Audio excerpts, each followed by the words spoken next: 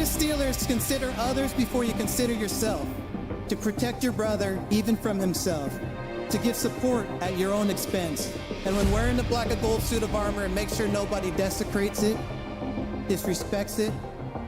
Most importantly, we ourselves don't dishonor it.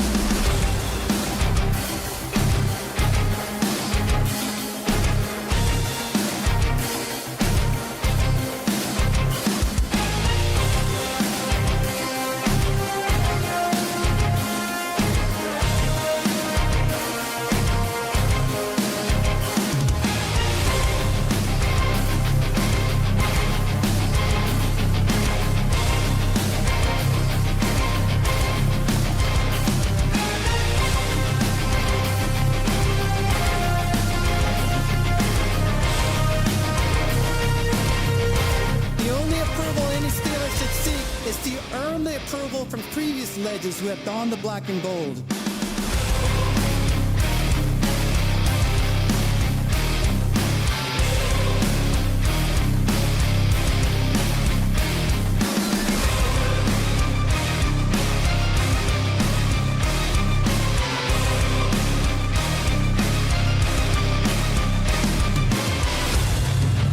These virtues I learned while playing for the Steelers are what make the legacy of the black and gold timeless.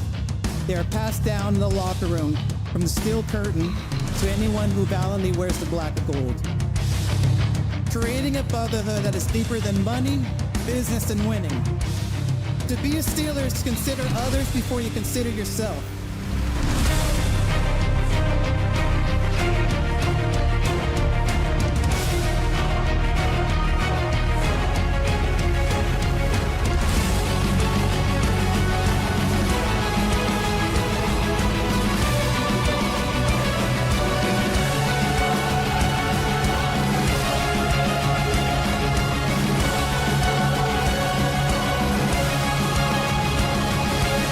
This is our culture, Steeler culture. Now, here are your hosts, Rob and Dan, the SteelTwins.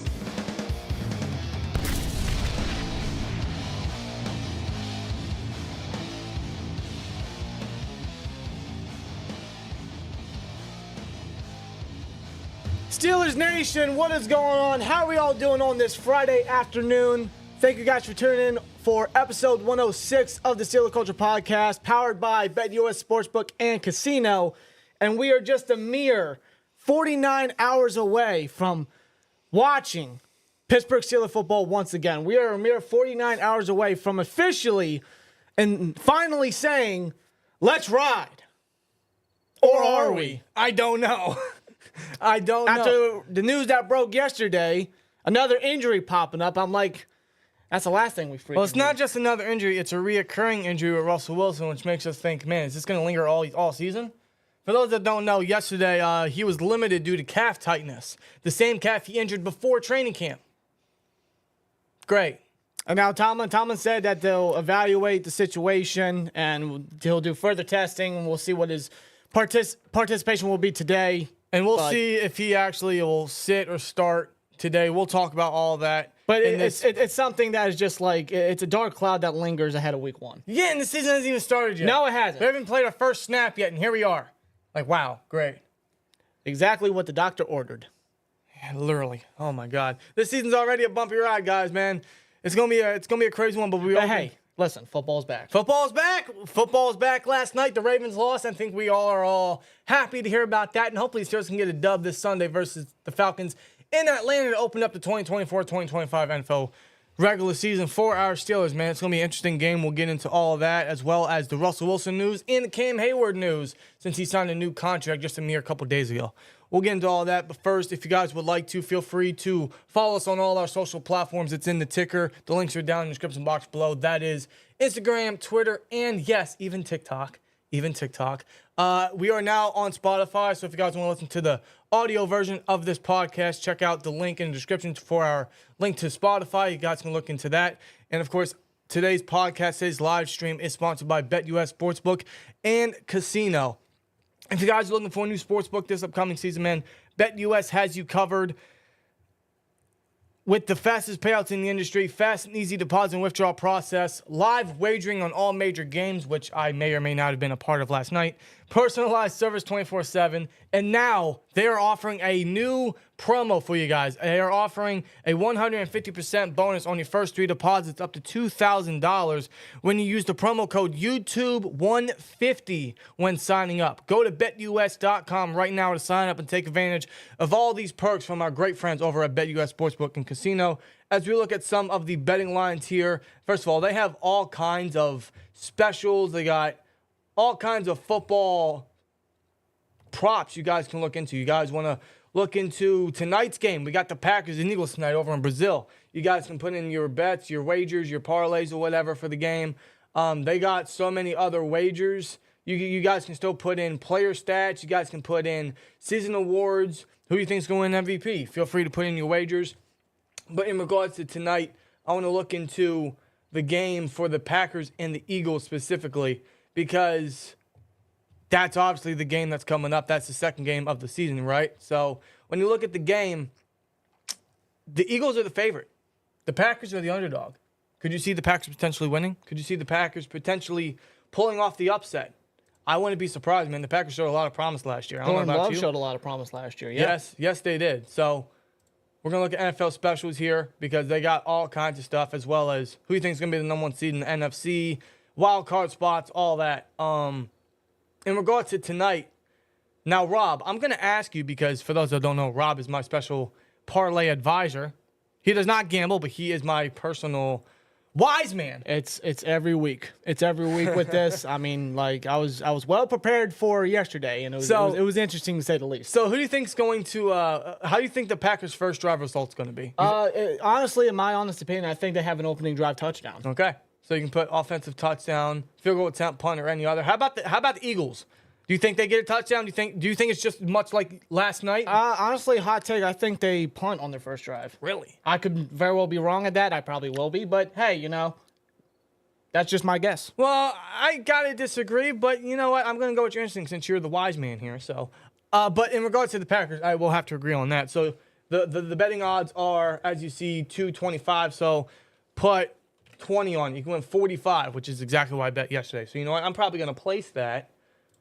And hopefully, amount wager for a punt cannot be 0. Oh, first of all, let me get rid of that. There we go. For the offensive touchdown for the Packers, let's put 20. I can win 45. Let's confirm that. If you guys want to trail, go ahead and go to BetUS.com. Like I said, put in the promo code YouTube150 when signing up to get a 150% bonus on your first 3 deposits up to $2,000. Shout out to BetUS for sponsoring today's podcast episode, today's live stream. Just please gamble responsibly. And I hope the Steelers are very responsible with what they are trying to do with Russell Wilson, because Lord knows we don't need any quarterback injuries. We don't need any more uncertainty at the quarterback position. And could we be seeing Justin Fields start? After all this time that everyone knew that Russell Wilson was going to be the starter, could it inevitably just be Justin Fields starting this Sunday? Yeah. Versus Atlanta.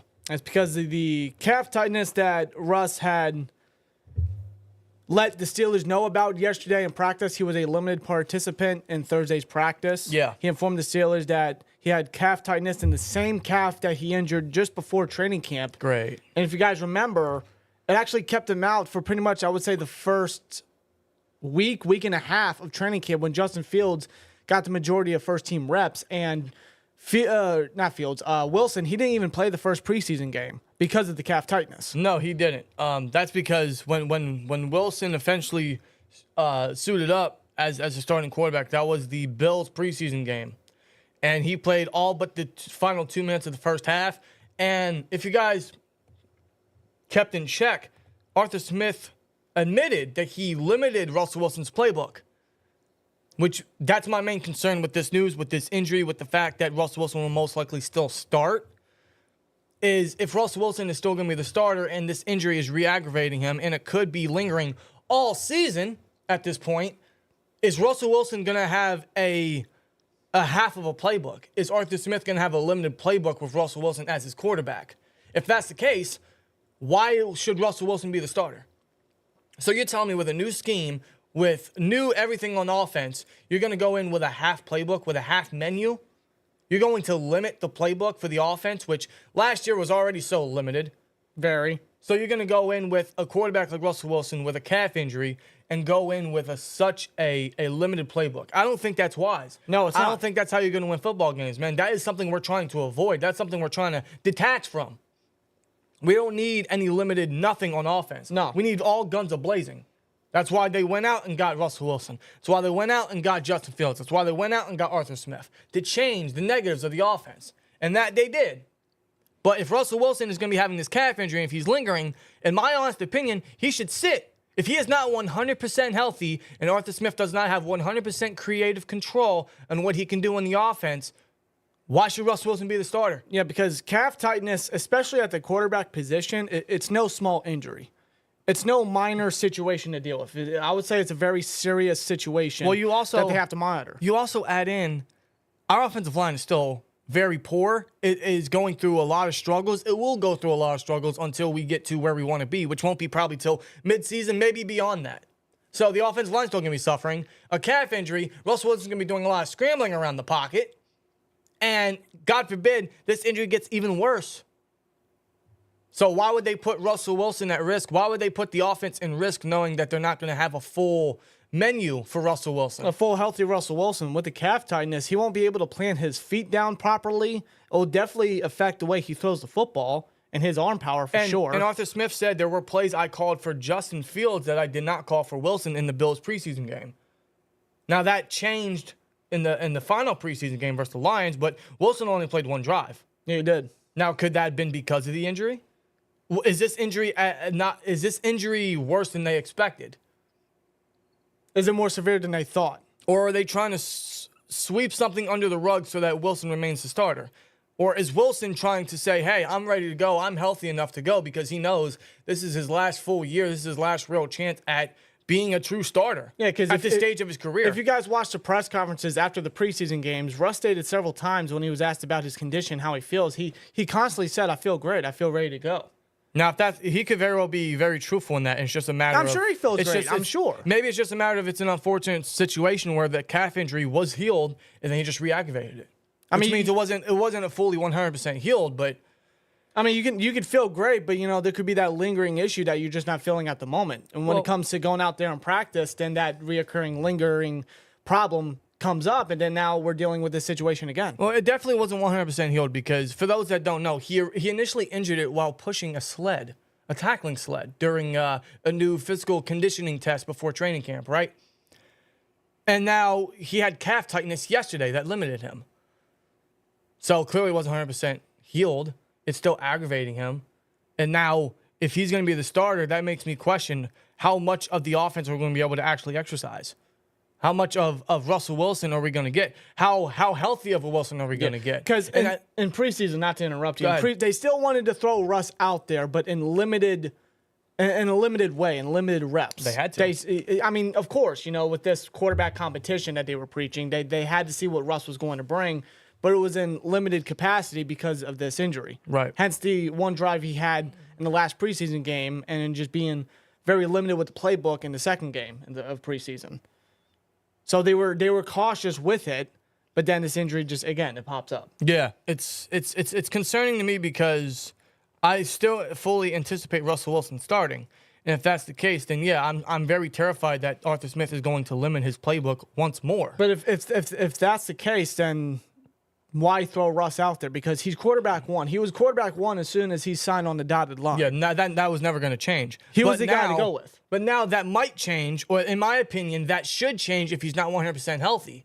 Well, because you can't go into the opening game of the season having a 60, 70, 75% healthy quarterback that's going to limit anything you can do on offense. No. It's just not a rational way of winning this football game, of heading into the season, of starting the season. If Wilson is not healthy enough, if Wilson is going to handicap the offense, start Fields. It's as simple as this. Once Wilson is 100% healthy, he is the starter, and he is the best guy to go with. Simple. But if he is hurt, he is not the best guy to go with because he's going to limit everything. Now, unless Wilson is the starter and he's still not 100% healthy, which I anticipate, then maybe we can see a lot more of the Justin Field packages that Mike Tomlin was alluding to Raheem Morris. We could see a lot more Justin Fields on the field without him actually having the responsibility of being the starter. I would anticipate a lot of that. Honestly, I would think that would have to be the case because if Wilson can't do certain things that Fields can, I would say just start Fields. Yeah, in because general. why would they throw Russ out there if it's only going to be for a limited amount and then they're going to do more Justin Fields than they anticipated? Just get Fields out there. Just make sure Russ is conditioned. Make sure he's healthy. He's your quarterback one. You're going to need him for the majority of the season. Agreed. You are banking on him to be your quarterback one. You're not throwing, like you stated, you're not throwing him out there at 60, 70% and risking hurt, especially with the way the offensive line looked in the preseason, him having to scramble and potentially get sacked here and there. You're not throwing him out there. That would just be bad treatment on your quarterback one, right, on his health, on his condition. And that's why I say they should just start Fields until Wilson is fully healthy. But I don't think they're going to do that. They're still going to throw Wilson out there as a starter, but that could mean more Justin Fields without him actually being the starting quarterback. Now, which is okay with me. But again, I just go back to just make him the starter anyway. Now, it really depends on what the doctors say today and how he participates in practice. Yeah, because nothing's confirmed. They're going to go through what they go through today with practice, what the doctors say, and they'll evaluate his current condition. Yeah. That'll be very telling to see what his participation was or how far along he is with this injury. Maybe Fields does start. Maybe the injury is so bad that Wilson can't go, and thus Fields will start. I don't know. I'd much rather Fields start because I don't want Russ to get too hurt or re-aggravate anything or just limit this offense. I saw enough of that the past 5 years. Yeah. Let me tell you, we all saw it, man. It was terrible. So I don't want that. Yeah, I think no matter what the condition is, even if it comes back as a positive, right? Like, it's not too bad. Like, he could still play. It's still a fact of the matter that, I mean, he strained it again. He got calf tightness again already within that span. It wasn't that long ago that he first initially suffered his calf tightness. And just before week 1, it pops up again. And it's a serious injury when it comes to the quarterback position. I would not throw him out there and risk further injuring him. This is an injury that's going to linger throughout the season. I hope it doesn't. I hope I'm wrong, but that's what it's telling me. In order to make sure that doesn't happen, just tell Russ, listen, like, we want to make sure that we protect you. You're the guy to go with, but we don't want you getting even more hurt. You may feel great. You may feel like going out there, right, but you're not going out there. You're not risking getting hurt. Well, so we're going to look towards Fields. We're going to look at Fields' direction, and he's going to be the guy to step in for the time being. Right. You go out there and just do what you can as a leader on the sideline, but make sure you're being healthy at the same time. Get healed. Well, the reason they limited Wilson is because Mike Tomlin said it was a precautionary measure. So perhaps this injury isn't as severe as we're fearing it to be, and Wilson could be 100% ready to go. I don't think he'll be 100%, but he'll be close enough. Maybe that's exactly what they did this for. It was just precautionary. Wilson should still be ready to go, and if that's the case, then best case scenario for that situation. Maybe we're making it worse than what it could be. But if Wilson isn't ready to go, I would start Fields. But I don't think the Steelers are going to do that. So Wilson will still be the starter is what I'm anticipating. And I hope he's ready enough to go where Arthur Smith can call a proper game and we can actually use the weapons to our advantage. And Wilson can do the things he has to do to help us win and get down the field and hopefully score some touchdowns or so. And then, yeah, again, we could see a lot more Justin Fields packages. I would still anticipate Justin Fields on the field at some point in some fashion come Sunday. Maybe we see more of it now than what they planned because Wilson's hurt. That's kind of what I'm getting out of this. But today, whatever the practice report, wherever the injury report's going to be, is going to be very telling to see how much of a participant he was, how far along he is with the injury, what Mike Tomlin says. He could very well, if he's a full participant today, that's a great sign. If he's limited, then that's a little more concerning. Of course. So we'll see. The injury report will come out in a couple hours or so we'll finally get answers on that. But in regards to the Steelers and Falcons game, the entire preview, hey, this is going to be two teams that are going a different direction that are hoping to better their offenses, better their chances at being a better team down the line this season. I mean, the Falcons completely changed face. They changed the entire coaching area, dude. They got Raheem Morris as their head coach. They brought in Zach Robinson as offensive coordinator, he already had ties with Raheem Morris with the Rams last season. Yep. And I remember Zach Robinson was someone that the Steelers were interested in and were going to bring in for an interview before Robinson eventually took the job for the Falcons. Robinson eventually never got to the Steelers for an interview. No. Raheem Morris took him right before that could happen. So that's a little interesting there. Zach Robinson is a new OC. You know, under the McVay coaching tree, that mindset, that creativity. You know, I can anticipate the Falcons to be a little more energetic, to be a little more explosive, especially with a guy like Bijan Robinson, who was underutilized last year with Arthur Smith. I will admit that.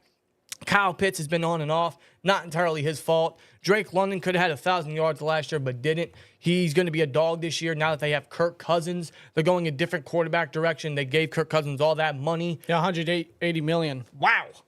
On a 4-year deal, yeah. Fresh off an Achilles injury. You know, he played 8 games last year, but he's coming off his injury, and he's looking to bounce back from it, looking to make an impact immediately with Atlanta. That'll be very interesting to see what Kirk Cousins we get, because an injury like that at his age, at this stage of his career, is could be altering. And I believe it's his first serious injury in his career. Yeah, maybe his only. I don't know, but coming off an injury like that, I mean, it will be interesting to see, you know, how Kirk plays and how he's going to be, you know, with a new environment, a new team, new targets, and he's got very good targets at that, right. And a very good offensive line in front of him too, especially on that right side. Like that O-line can protect them. They can open up lanes for Robinson and even Tyler Algier, their second running back there. So especially on that right side with Chris Lindstorm and Caleb McGarry. Yep, indeed. So those guys are gonna have to come and eat. But yeah, this is a team that's going a different direction in terms of a new offensive scheme, a new quarterback, very similar to what the Steelers are doing. Russell Wilson and Kirk Cousins, man, this is their first game with their new teams, a new system. So this is gonna be a very interesting watch to see how both teams do. With new targets, new organizations, new schemes, new everything. At this stage of their career, I mean, a change of scenery is kind of what both these guys needed. So hopefully we get a decent little game from both of these, and we can get an interesting matchup. Probably something a little exciting. But in saying that, I got to say that both defenses, the Steelers and the Falcons, are both very good, and I think the Falcons really improved a lot on the defense, especially with their late acquisitions towards the end of preseason with Matthew Judon and Justin Simmons. Yeah, oh my God. This is going to be, I have a great feeling this is going to be a very defensive bout. It's going to be very low scoring. It's going to be, it could be a punting match. Yeah, I can see that. You know, both teams, both defenses have added new faces. The Steelers brought in Patrick Queen from Baltimore in free agency. I'm real excited to see what he can do paired with Atlanta Roberts and even Peyton Wilson, the third-round selection there. We got Dante Jackson in free agency. We got Deshaun Elliott. Strong safety, yep. Kenny Bishop in the nickel right there. Keanu Ben's coming to his second year. Cam Heyward's healthy. We'll talk about him later with his new contract. Larry Ogunjobi's looking healthy. So both defenses are looking pretty stud, I got to admit. I'll even say I think the Falcons really improved their front seven from last year. Like I said, Matthew Judon, they got Caden Ellis in free agency. Yeah, they did. AJ Terrell is one of the best corners in the league and just got paid for it. Yeah, their secondary is vastly improved. Now, at least on paper. Now, to me personally, Pickens and Terrell is going to be an incredible battle. That's going to be a physical matchup. I'm very excited for that. But there are other corners opposite Terrell, like Mike Hughes and D. Alford. I don't exactly know if they are proper opposites for AJ Terrell, so maybe that's something the Steelers could attack. Well, I remember Mike Hughes being a first-rounder for Minnesota, I believe, not too long ago, and he hasn't exactly lived up to that pedigree. But him being a number 2, it might fit him well and might be more conditioned for him as Terrell takes the number 1 role. Well, now that they have 2 legitimate starting safeties on each side, I mean, that's going to make their... That takes pressure off both of them completely. It does. Big time. It does. It's a improved defense for the Falcons. I'd say the Falcons are a much improved team. I'm not saying they're a Super Bowl contender. They might be a division contender for the NFC South. Well, that division was just not good last year in general. So I would say right off the bat, week 1, they're the front and runner for that division. That or the Bucks. Yeah, for sure. But Atlanta, yeah, they have vastly improved. I would say they're a team to definitely watch out for, but I think that depends on the play of the defense, of course, and especially Kirk Cousins coming off an injury. 100%. Getting that big money contract and whatnot. But, yeah, I would say the Falcons, I wouldn't underestimate them. I definitely would not underestimate them because I'll be real with you guys, man. Coming into this game, I don't feel very confident. Oh, shit. I don't. You just hit the table. I don't feel very I don't feel very confident. You know, I feel a little worried because, well, first of all, the Wilson injury just lessens my optimism. But it's just one of those games I'm going into where I'm thinking the Steelers are going to underestimate this team, aren't they? I hope not. The Steelers are going to come in, and it's week 1, so we don't know exactly what week 1 Steelers we're going to get. Are we going to get something similar to the Bengals and the Bills a couple years back? Are we going to get something similar to last year? God knows, I hope not. But obviously week 1 doesn't tell the tale for the season, but I'd like to see something a little exciting, a little something energetic this time around, knowing there's a lot of changes. I mean, both these teams made a lot of positive changes, I would say. Yeah. But in regards to our Steelers, I would hope I'd hope that the offense can really come out and do something. And I'd honestly say try to help out the defense for once. Oh, yeah, absolutely. Like, we know the defense pretty much carried the team for the most part, and they were just constantly on the field, and the injuries on the defense just really were lingering, and they hurt big time. So the offense coming to aid the defense is obviously going to help in that part. I just don't know what to expect from the offense. I don't. Well, we won't know until we actually see. The preseason gave us a little bit of a glimpse, which wasn't anything crazy, but we did get to see what Arthur Smith could bring to the table. And Arthur Smith, hey, he this is kind of like I don't want to say a revenge game, but I suppose since he got fired, he's going back to Atlanta. He's going back to Mercedes-Benz Stadium.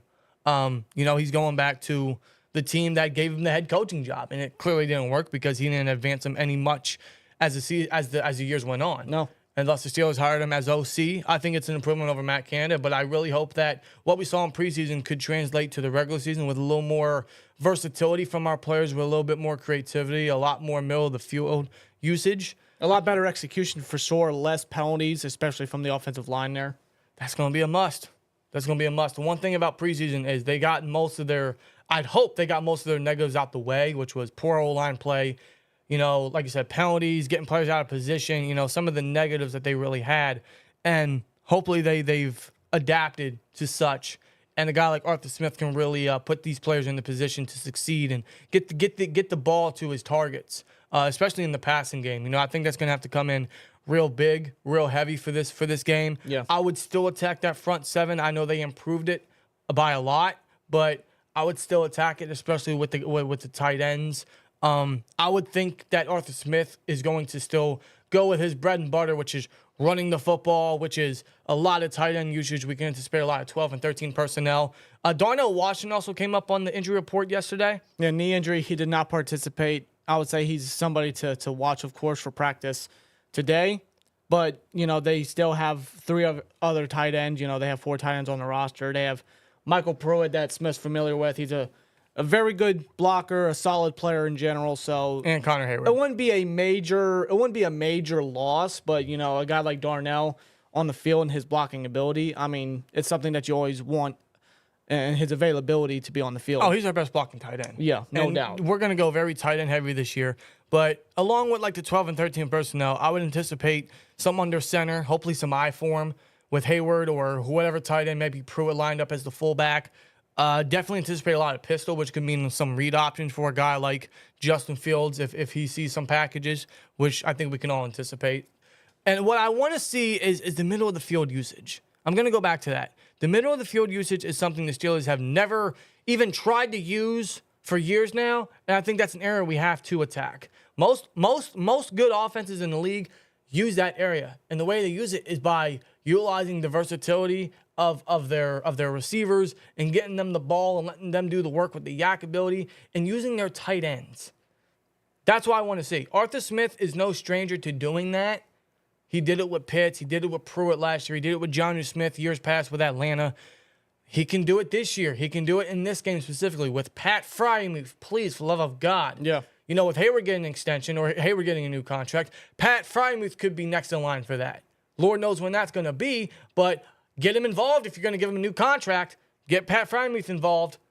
Get a guy like Darnell involved if he's going to be healthy enough to play. If not, you got Pruitt. Connor Heyward, I've been asking forever to get Connor Heyward involved. I think this is the perfect system to do it because he's a guy that can line up anywhere. Yeah, he's probably one of the more versatile pieces on the offense in general, just not the tight end position. But, I mean, who can forget, his first game, his first touchdown, I should say, against Atlanta. Last time we faced Atlanta, he got a touchdown. 2 years ago. It was a very, homecoming type of moment for the Heyward since their father, Ironhead Craig, he played in Atlanta. Right. So, yeah, just get Connor involved, get these tight ends involved, utilize the middle of the field.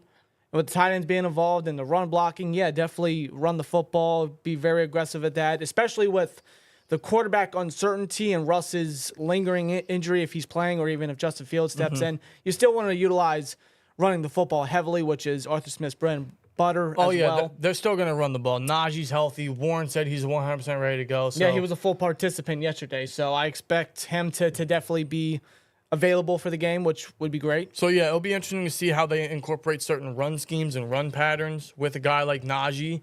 We know Warren he's just a jack of all trades. He can do everything. So, yeah, you already know they're going to get those guys involved. In fact, they're still going to rely heavily on those guys, man. So, yeah, we're still going to run the ball a lot. And that's the biggest key to success here, because that's where the O-line best succeeds. That's what's going to be able to take a lot of pressure off of a hurt Russell Wilson. It'll be an interesting game. It'll be a very interesting game to see how they succeed in that factor. We know they can succeed. We know they can really just run down your throat, time of possession, get down the field, just get first downs, move the chains, just time of possession, really. Keep the defense off the field. That's what I really want to see in this game. I think that will be some of the positive change from Arthur Smith. I'm not asking for anything crazy. I'm not asking for the greatest fucking game plan of all time. I'm just asking you to help the offense get down the field, maintain time possession, help out the defense, and use your targets. Exercise as much as you can, which is the targets you have, which is all of the field usage that's possible. That's one of the reasons why they brought Arthur Smith in. That's one of the reasons why he's now the new OC. He needs to go out there, especially against his former team. I know he's got to have some sort of vengeance within him. Sure. Definitely show out Atlanta like, hey, you made a mistake. Game zone with a 2. Nice. Appreciate it, bro. Let's ride. Game zone with a 2 says opinion on, does Justin have a future in Pitt? Oh, great question. I think he does have a future in the fact that he will get another contract next year and he will compete with hopefully a rookie.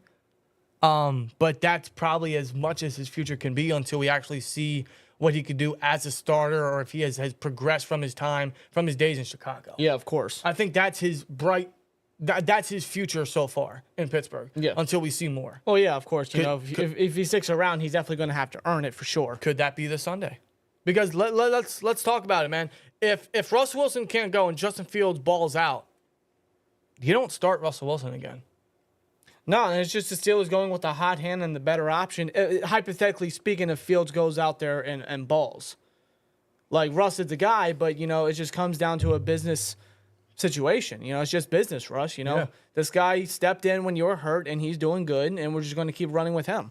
It's as simple as that. It's what the Steelers did with Mason Rudolph last year. Exactly. And that's why we won the last 3 games last year, and we were able to get into the playoffs because the Steelers went with the hot hand and the better hand. And I will say, man, Justin Fields does bring a lot more excitement because of his dual threat ability. I don't think he's the better quarterback. I don't think he's the better passer, but he definitely brings a lot more excitement. Yeah, I've always said that he's the more exciting quarterback on the roster, of course. He's just not the guy to go with if Russ is healthy, which he's not. But I still anticipate Russ playing. So, yeah. Again, we can still anticipate Fields still to get playing time. I think we can all get excited for that. Maybe he's the guy we use in short yardage situations. Maybe we see a lot of wildcat or read options with him. Or maybe some trick plays, a deep shot or 2 down the Pickens or so, right? My only concern is that they don't overly do it and they don't make it completely predictable. Yes. Because predictability has always been a huge red flag, a massive error. And I don't think that's one thing that's going to be brought back with Arthur Smith. I have a little faith in Arthur Smith. Or maybe I'm giving him the benefit of the doubt, or I'm giving him a lot of optimism that, hey, maybe he'll call a proper game and he'll actually give the offense the ability to get down the field and actually finish. I just see the talent that's in front of him and the talent that he possesses now with Pittsburgh. I just don't see how he doesn't. Yeah. There's no reason to misutilize these guys and not get them in the right situations to succeed. Right. As for the defense, we already know what the defense can do. We all trust our defense. Very confident. Our defense, man, is very healthy. And that's a great thing. Knock on wood, because the last 2 years we've had week 1 injuries to significant players, TJ Watt in 2022, and last year with Cam Heyward in 2023. So I hope to God week 1 we escape with no serious injuries to anyone significant or anybody in general for week 1. For the love of God. Our defense, if it can stay healthy for the majority of the season, we know what they're capable of. We know Watt is a Defensive Player of the Year candidate and probably will win it again. Alex Highsmith is a dog. right beside him. I'd like to get Nick Herbig involved more. Maybe we run a lot more dime. Maybe we run a lot more 3 linebacker blitzes with Herbig interior with Watt and Highsmith on the outside or on the edge, or vice versa with whatever pattern they want to run with. I'd hope JPJ is ready for Drake London, because Drake London in his, 3rd year? Yep. He's looking for 1,000 yards now that he has a more competent quarterback. He has a more competent quarterback play, and with an OC that's going to line him up very similar to how McVay did it with Puka or with what's his name, Cooper Kupp. Yeah. I would say that's a must-see matchup. Drake London versus JPJ. 2 young rising stars in the NFL, 2 tall guys that are just physical at their positions and just standout players, I would say, for both their teams. It's going to be a tough matchup for him, man. It's going to be a very interesting matchup for JPJ. I hope he's ready to go. I hope he limits the mistakes, limits the penalties mostly, because we know he can be locked down. So that's going to be a great matchup. Hopefully he's ready to come and ball out. They picked up Darnell Mooney in free agency as their number 2. So Dante Jackson is going to have to line up against him, or maybe it's vice versa. Maybe they swap their receivers on either end. So either way, these defensive backs got to come the ball.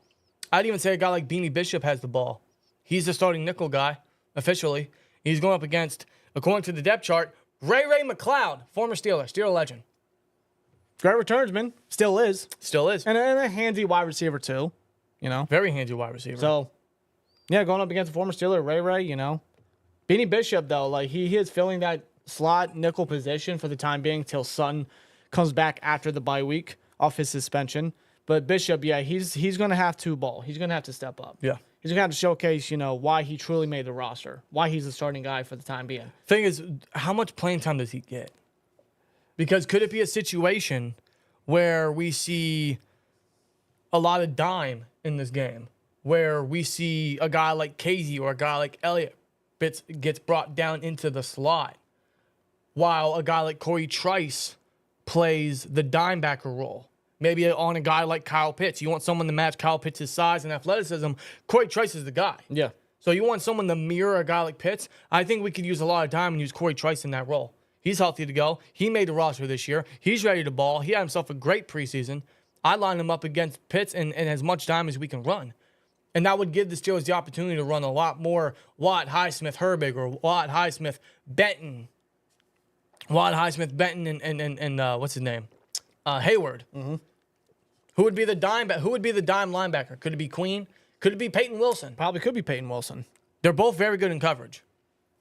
So, I mean, there's no denying that they have a lot of versatility. They have a lot of talent on that defense. Terrell Austin, still our DC. It really depends on what type of game plan he sets up. Right.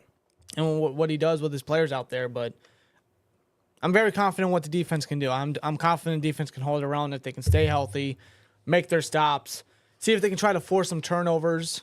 Kirk Cousins, he's regular season wise, he's a very good quarterback. Yeah. But I mean, he can turn over the ball here and there, very much so. So try to cause some turnovers and just aid the offense in that. As far as the offense goes, just try to limit any penalties, specifically the offensive line with the holding or illegal formations or whatever, right? False starts. Just limit the penalties, protect the football, run the football, and just finish your drives, get points on the board. I agree. So if I had to go with keys to win, I'll go this. I'll go 3 keys for the offense and 3 keys for the defense, right? We'll start with the offense. So I agree. To protect the ball. Run the ball! And then I would say use your tight ends. We know Arthur Smith is going to. But what I mean by that is use them in the passing game. Did you guys see the Ravens and Chiefs game last night? I know you guys did. Did you guys see the way that the Ravens utilized a lot of 12 personnel? Did you see the way they utilized Mark Andrews, which was rarely, and Isaiah Likely? That is the absolute model Arthur Smith needs to follow in using a guy like Muth or Washington or Muth and Heyward, Muth and Pruitt, either pattern you want. That is the exact pattern. Get a guy like Muth involved. Move him around. Put him in the slot. Put him up the seam. Move him around. Use his athleticism. That's the way I would do it. That's the way I hope Arthur Smith utilizes his tight ends. Because that's what we can anticipate for the majority of the season. So exercise their athleticism. Use them all over the field. Get Freiermuth involved. Because if he can stay healthy, he can still be a hell of a tight end for us. And dare I say, the number 2 legitimate receiver that we lack right now. Yeah. Get him involved. So, yeah, for the offense, protect the football, run the ball, and use your tight ends. For the defense, I would say you have to stop Bijan. You got to stop Robinson. He's electric. I mean, he's great. He's quick. He's a dual threat. He can run the ball. He can catch the ball. The guy, he can break your legs. He can break tackles. Like there's a reason why Bijan was a first-round running back. Right. I believe the first running back taken last year's draft. Yeah. Like, Bijan was great. He should have had 1,000 yards. I know he had over 1,000 total for sure. But, like, Bijan is a guy that is definitely going to want to step up big time in his second year, and you got to find a way to stop that. Right. Or limit that at least. Yeah, so you got to stop Bijan. Obviously, get to Cousins. We know they can. We know the pass rush can. And I would say you got to limit their targets. You got to be sticky in coverage. If you give them any time to do what they can, they got the speed, they got the athleticism, they got the yak ability to make plays up the field. It'll be interesting to see how these teams utilize their targets and use their talents, because this is 2 new coaching staffs on the offensive side. This is 2 new schemes. This is 2 different quarterbacks. This is 2 new directions in the hopes that both teams find success. It's going to be a great game. It's going to be a great matchup. I still anticipate a defensive bout because it is a new time. It is a new scheme for everybody, so maybe it'll take a couple weeks to gel well. And both defenses have improved by a lot this past offseason. So for this upcoming season, I think they're going to rely heavily on those acquisitions. But for this game, I still anticipate a defensive bout, but I'm hoping the Steelers can just come into week 1 and get a week 1 game. I don't know, man. I know it's week 1, but I get a sense that this one is I don't want to say must win, but I feel like they got to start off pretty hot. They got to start off fresh. They got to start off. I still feel like that bad taste is still in my mouth from last year's week 1 game. Yeah, me too. I don't want a repeat of that. Like, what I would like is a very competitive and physical game where they pull off because I believe Atlanta's the favorite, if I'm not mistaken, with the betting odds or whatever. Yes. Yeah. So Steelers can go on the road, first game, and get the upset, kind of like what they did with Buffalo that many years ago. Yep. Remembers that game? Like, that was a wild game, physical, close, but Steelers put off the upset when no one thought that they could. Yeah. So I would like to see something very reminiscent of that rather than last year where it was just a debacle. Right. I don't want none of that. As long as everyone stays healthy and people can make plays, I like our chances. It's just one of those things where we truly don't know what to expect until we actually get to Sunday at 1 o'clock Eastern Standard Time in Atlanta. Yeah, it's definitely going to take a couple drives, maybe even a couple weeks to really have an idea of what to expect from this team in general. Right. But it all starts this Sunday, 1 p.m. Eastern Standard Time, Atlanta, Mercedes-Benz Stadium, on the road. Steelers football's back, baby. I'm hyped. I'm excited about it, bro. I'm very hyped for this game. A little concerned going into it, but let's just hope that they can put those concerns aside and that we can walk out with a dub and start 1-0, man. I think we really need it. I know we keep looking ahead and we look too far ahead sometimes, and that hasn't helped the Steelers in recent years, but the second half of the season is grueling, so I think we're going to need as many early wins as possible. But hey, man, just go in there, just take it one game at a time, take it one drive at a time. Yeah. Focus on this game, do what you got to do, then focus on the next and just continue that cycle. What I want to see is some touchdowns. That would be great. That would be great. That would be great. I don't know about you guys. I don't know what a touchdown is. So I would hope that. Listen, I love Boswell kicking field goals, but I think we've seen more than enough of that. Like, I feel like Boswell could use some rest on that leg. It's leg day every day for Boz, but maybe give him a rest day. You know what I mean? Going back to the honorable mention, going back to the keys to win, the honorable mention is finish in the red zone. Yes, big time. And that's one of Arthur Smith's biggest negatives is we saw last year. And we saw in Atlanta, man, his play calling in the red zone for Atlanta stunk. Dude, I remember watching early into the Falcons season, just watching as an NFL fan in general, and even I was like, what the hell are you doing? Like, as a fan, I was like frustrated. I'm like, you have Robinson. You used the first rounder for him. Last year, weren't there like 7 or 8 plays that they're at the 1, and they didn't use Robinson once? No. And they didn't score? I don't think that, did they run the ball at all in that drive? Pretty sure they did. I don't know if they did or not. Pretty sure they did. But I think you might be right. Robinson not involved one bit. It was just stupid. Right. So, yeah, those are some concerns with Arthur Smith leading up to us, but that's something I got to add because, yeah, first of all, we can't score touchdowns for shit, and our red zone efficiency is probably the worst in the NFL. So, yeah, we got to step up in that regard. Like, if we get down to the red zone, I saw enough field goals. I'm done with field goals. Like, if we get field goals, I'm not going to be happy. I want touchdowns. I want to win this game. We got guys that can score. We got guys that can get into the end zone. Just draw up the right game plan and have these guys execute. You know, I'll also add this. I'm very interested to see what kind of game Pickens is going to have. Yeah. He's going up against A.J. Terrell. This is his first year as the one. This is going to be very important for him to see where he can step up, right? His first year as a true number one. Yeah, but he's going up against a very sticky lockdown guy in A.J. Terrell. He just got the bag, deservedly so, right? But what's Pickens going to do against a guy like him? Is his size, is his physicality going to come to benefit him? How is Arthur Smith going to draw him up? First of all, it should be a lot better than last year. Is he going to draw him up very similar to a Drake London, where he was vertically dominant, where he was vertically, he had vertical advantage, where he's a guy, we know Pickens can go up and get it 99% of the time. Mm-hmm. You know, but outside of that, is he going to use him towards the middle of the field? Is he going to give him the ball early and let him use the yak ability that he's been improving on year in and year out? Yeah. I remember watching yesterday's game and just seeing how the Chiefs utilized Rashee Rice. It was around the middle of the field, and he was getting a lot of yards after catch ability. Oh, dude, Roquan Smith couldn't do nothing about it. No. Like, you saw what Rice was doing, and you see the route chart that he had. I'm like, bro, like, that is something that Smith can absolutely do with Pickens. Can we do that? You know, could we do that with a guy like Roman Wilson? Maybe Calvin Austin. If Roman Wilson Maybe does play, he was limited the past 2 days. Dare I say Van Jefferson? I mean, he's the number 2. He's going to have to step up as the number 2, I'd say. These next couple games are going to be very telling about our wide receiver room. Very telling. And I think it's Arthur Smith to give these guys the opportunity to make plays. But if they can't, then then either you got to find resources elsewhere or you got to make a trade. Or see if the tight ends can step up to fill that void. Got 4 tight ends. Like I said, man, I'm going to preach it all year. Use your tight ends the way the Ravens did with Likely and Andrews last night. There's no denying that they can all catch the ball. Yes. We know what Muth can do. He's shown it time and time again. Connor Heyward, you know, he's not the best blocker. He's versatile. He's a chess piece. He's a utility knife, right? Swiss Army knife. Move him around. Put him in the slot. Give him the ball early. Again, yeah, for real. So, Utilize your tight end. Just do something. Whatever your weaknesses are, find a way to overshadow that with the positives. Get those out there. It'll keep the defense on their toes, and it'll keep the offense on the field. It'll keep the defense off the field. And time and possession is obviously going to be important, too, just as much.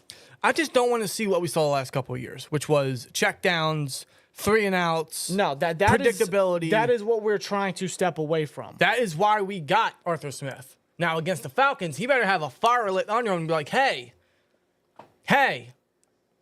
I'm here. I'm here to let you know, like, you guys made a mistake.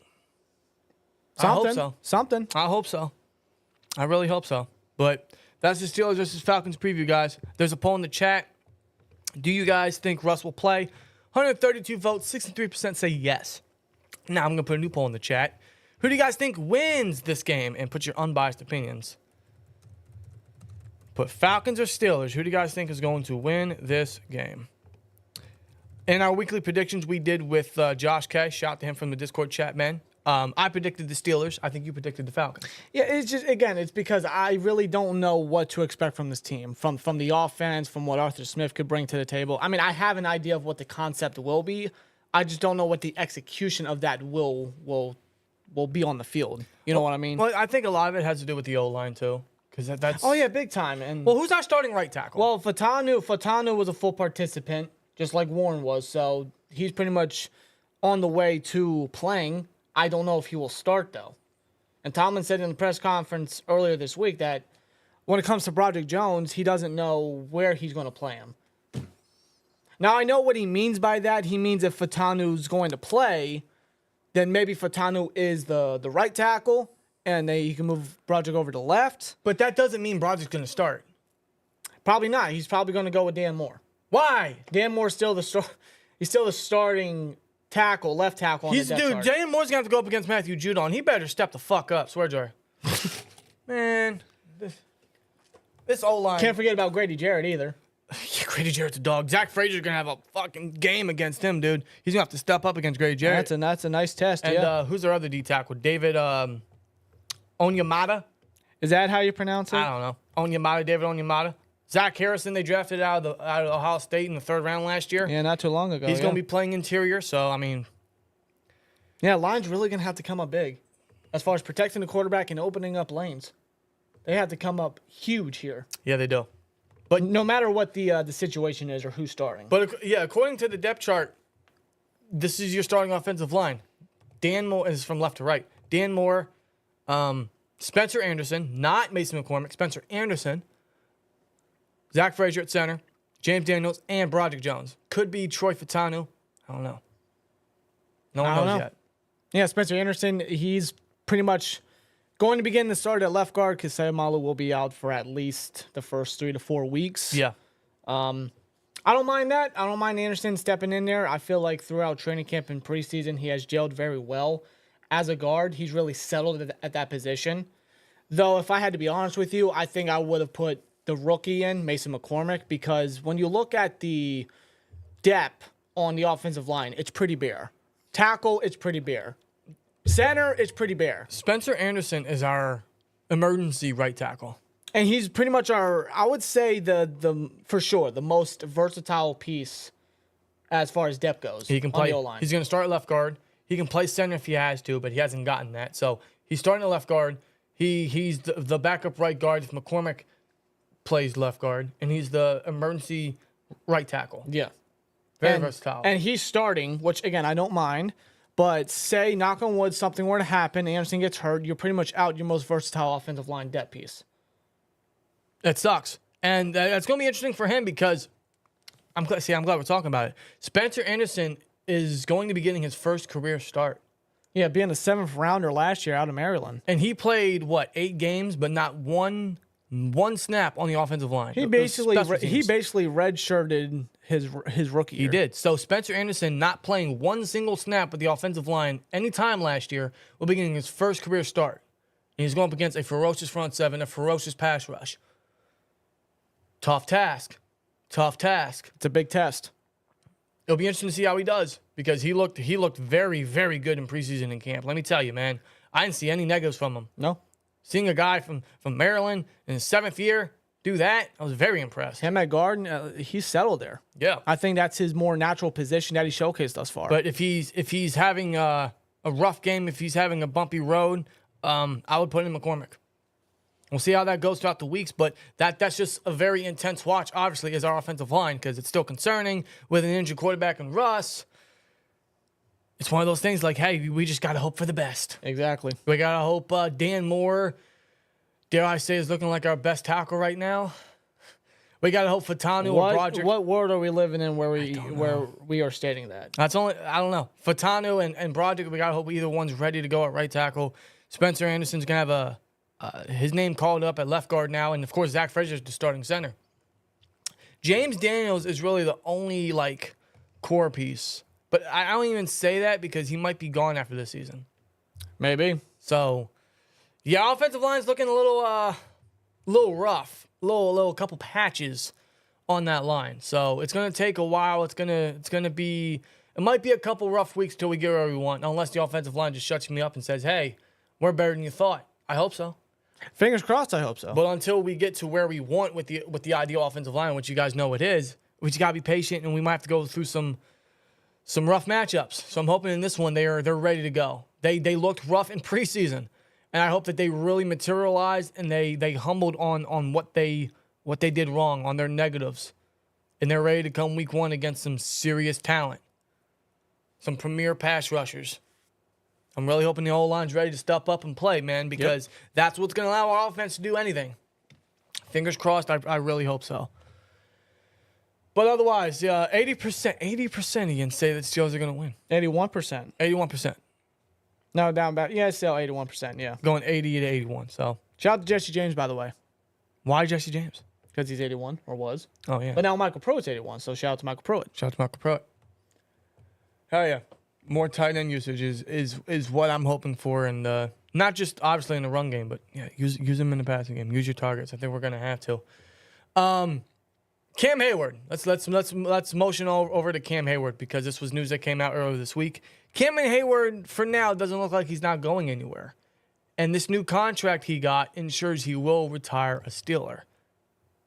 Cam Heyward signs a new 3-year contract worth $45 million. That includes $29 million in new money and only $16 million guaranteed, according to Jeremy Fowler. Indeed. All $16 million that's guaranteed is guaranteed this season in 2024, which makes sense because he was always going to play this season anyway. Yeah, he had $16 million left on the final year of his previous deal anyway, so that's fully guaranteed, $16 million. The $29 million is new money for the next 2 years, so it's basically a 2-year extension, essentially. But none of that is guaranteed. No, it's not. So if the Steelers ever want to just cut ties after 2024 or whatever, they could cut Heyward or whatnot and suffer minimal loss. I'm not saying they're going to, but if they ever have to, minimal loss because they don't guarantee Heyward anything else. This is a very team-friendly contract because, again, Heyward was always going to play this year, so they turned his $16 million base salary into a signing bonus to make that all guaranteed with this new contract.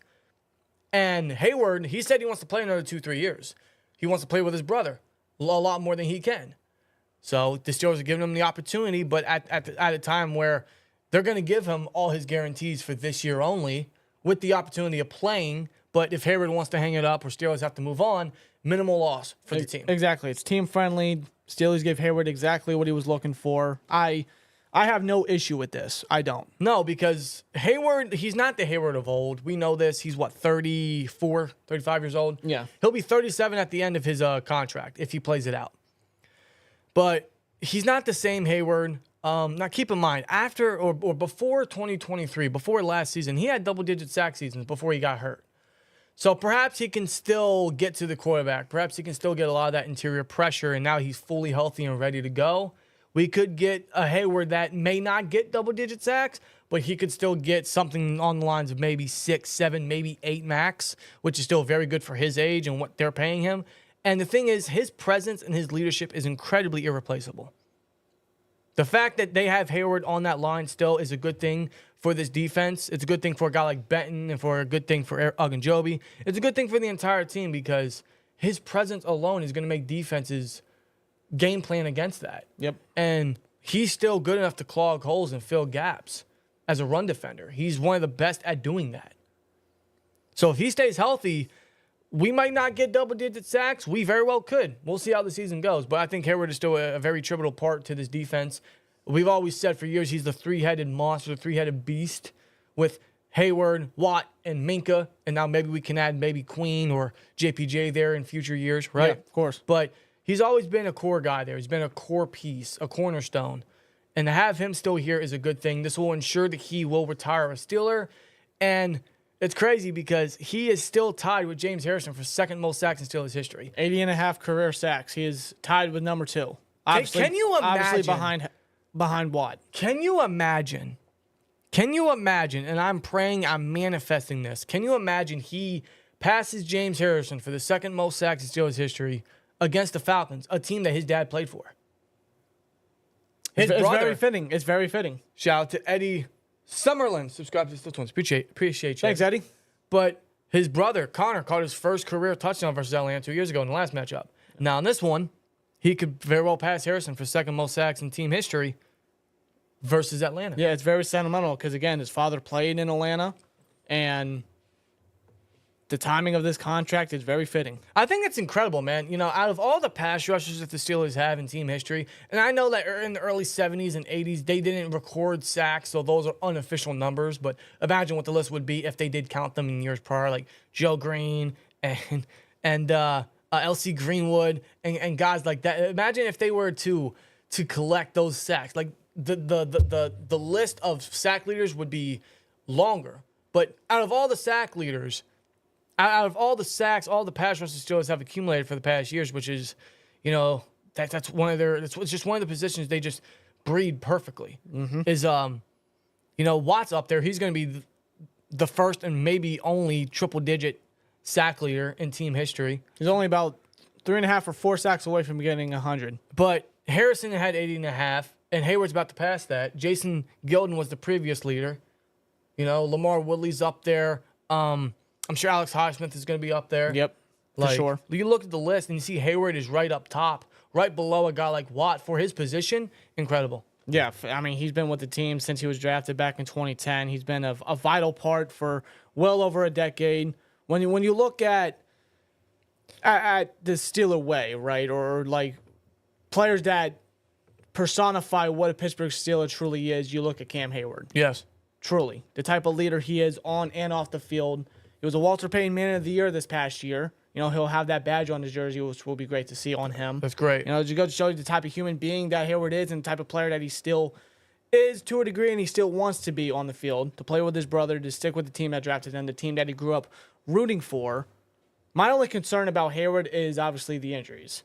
He suffered a groin injury early into the season, and it caused him to miss 6 games. I'm just hoping that injury isn't the start of him going toward the injury-prone status. A downward spiral. I don't want that to be the case. But That's my only concern. But Heyward is still a very vital part on the field, off the field, in the locker room for the team in general. But if he plays the majority of the season healthy, that $16 million is completely worth it with his presence and what he can still do on the field.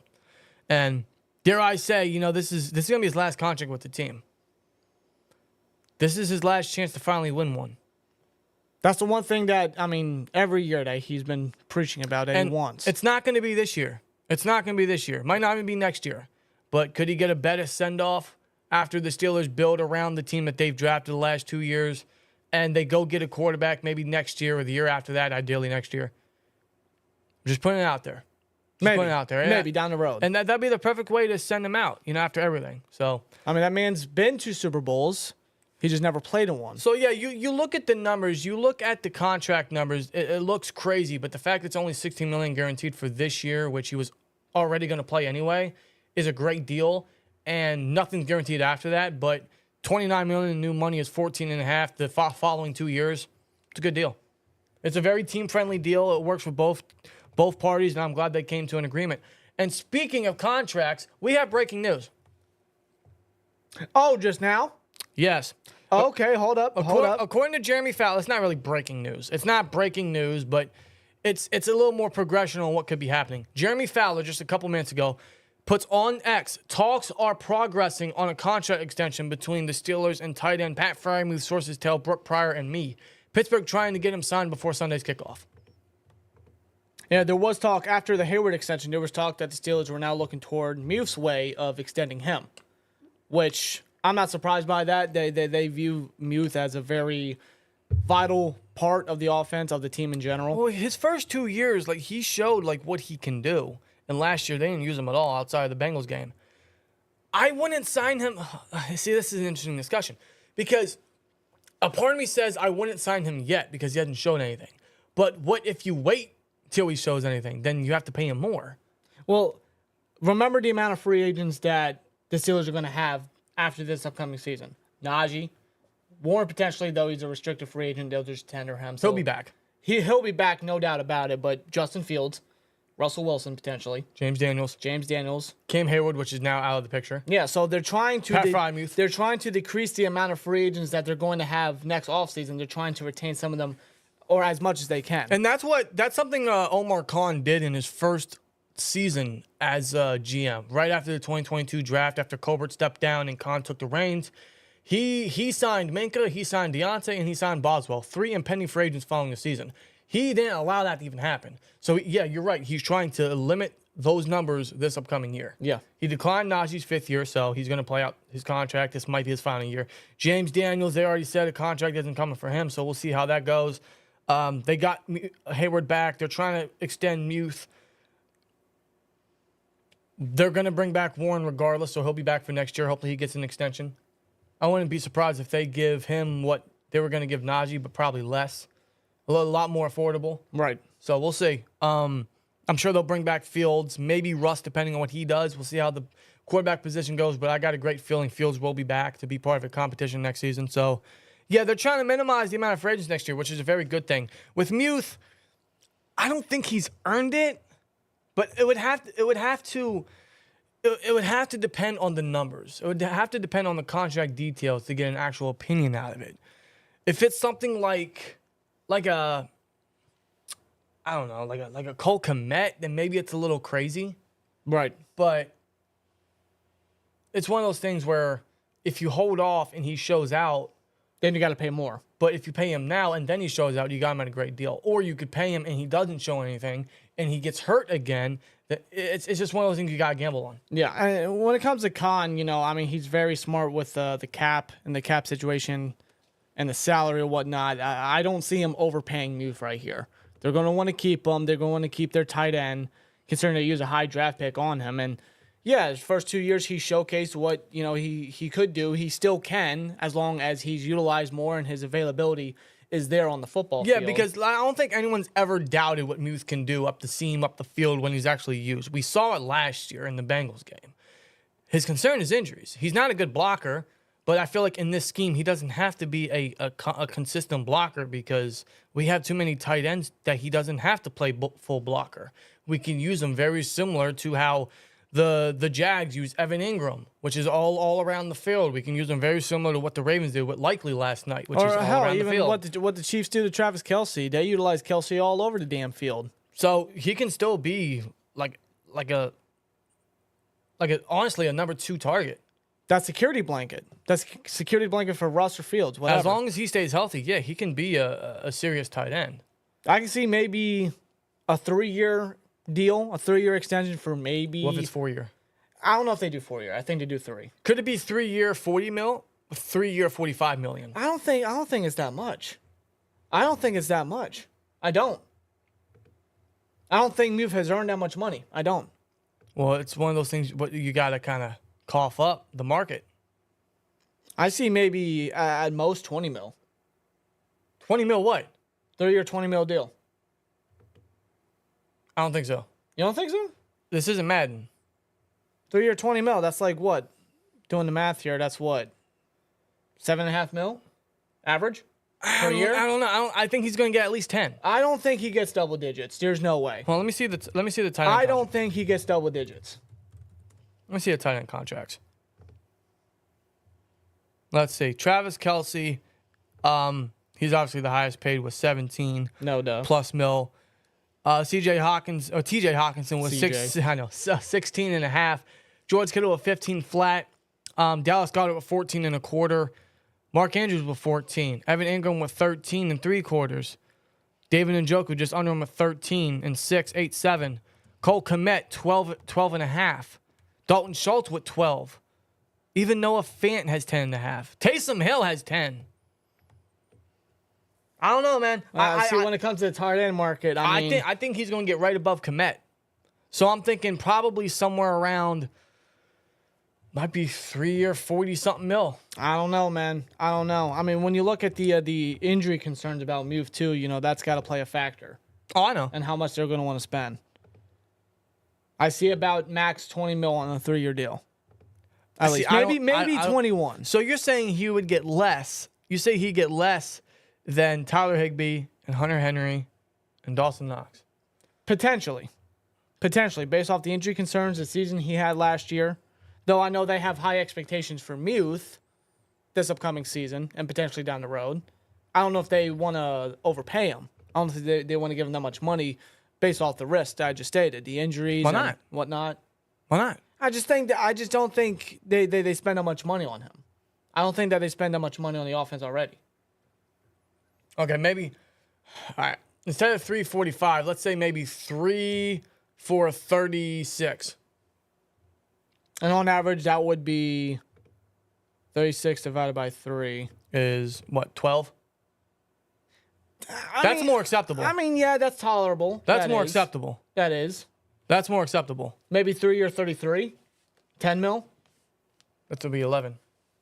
Would it be? Yeah, the math ain't math, and you're right. The projection is 339. That's not terrible. That's not terrible.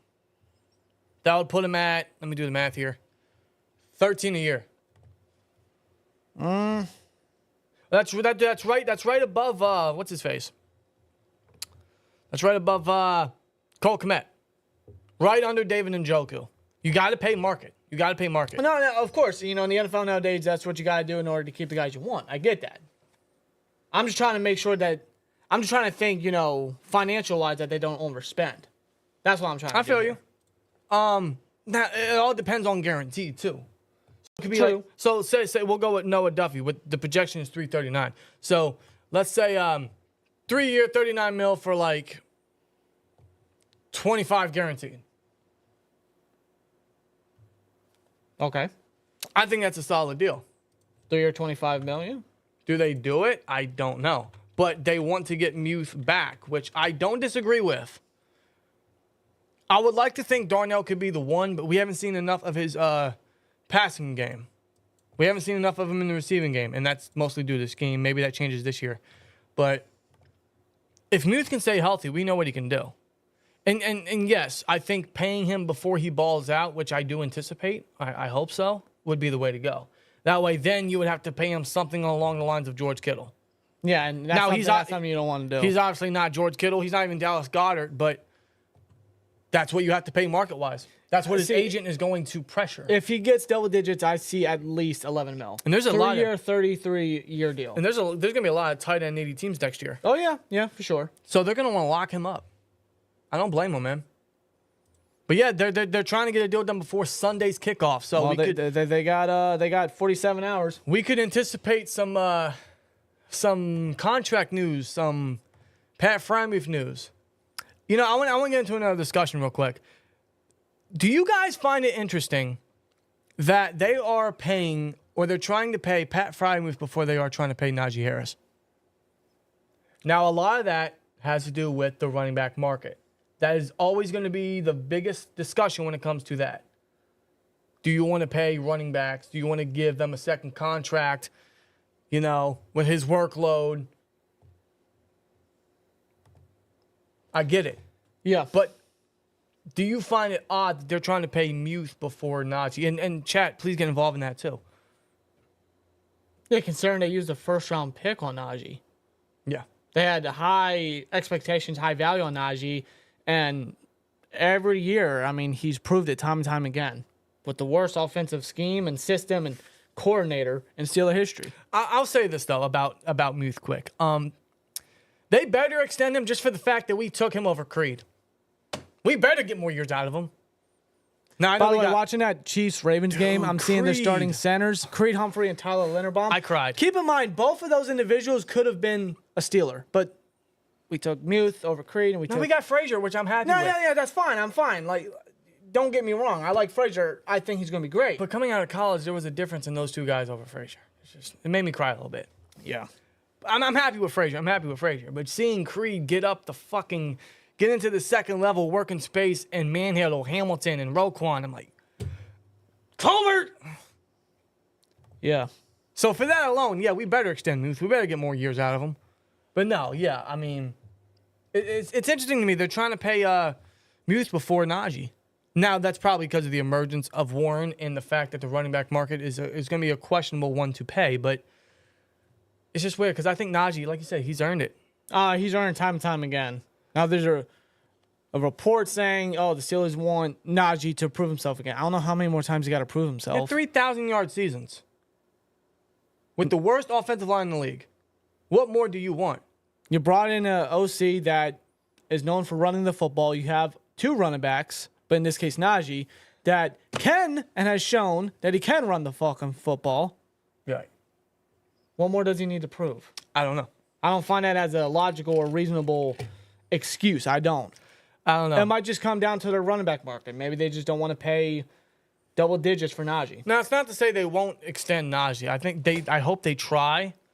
I love Najee. I'm a fan of him. You know, we were pounding the tail for Najee when he was there at 22, right? Yeah. You know, our excitement says it all. But I can't help but think this is his last year. I don't think he resigns with the Steelers. I hope the Steelers try, and maybe they get him at a very reasonable deal, and that way he gets his second contract. I wouldn't give him a third, but his second contract I think is very deserving. Keep him and Warren together. I'd pay them both. You're not paying a quarterback big money. I'd pay them both. No. They're the only things that get you going on offense. Pay them both. We have the past 2 years, they have showcased it. They have carried the offense. You have the most cap space going in next year. You can pay. They paid Heyward. They're paying him $16 million alone this year. They're going to pay Muth. They're trying to. God, what else? You got Warren. I'd pay him. You got what's his name? Najee. Of course, Pickens coming up. You can pay them all. I think you can pay them all. I think it's very realistic. You already have most of your defensive guys locked down for long-term contracts. You do. Watt, Highsmith, Queen, Minka.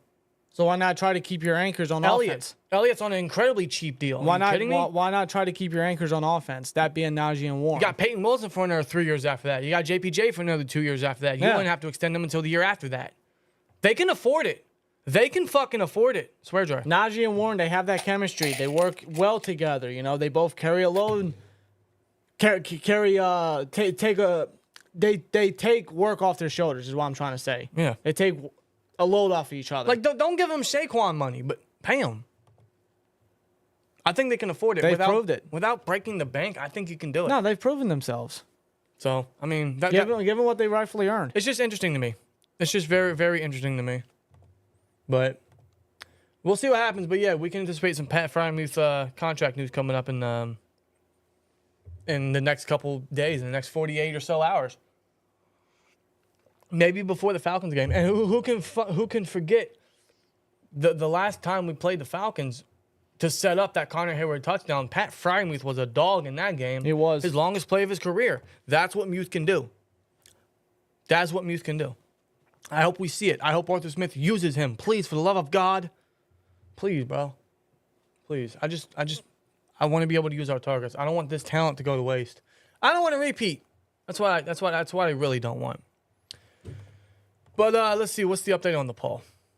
118 votes. 79% Ians think that Steelers are going to win this game. I don't blame you. I don't blame you. In fact, let's get a new poll in the chat.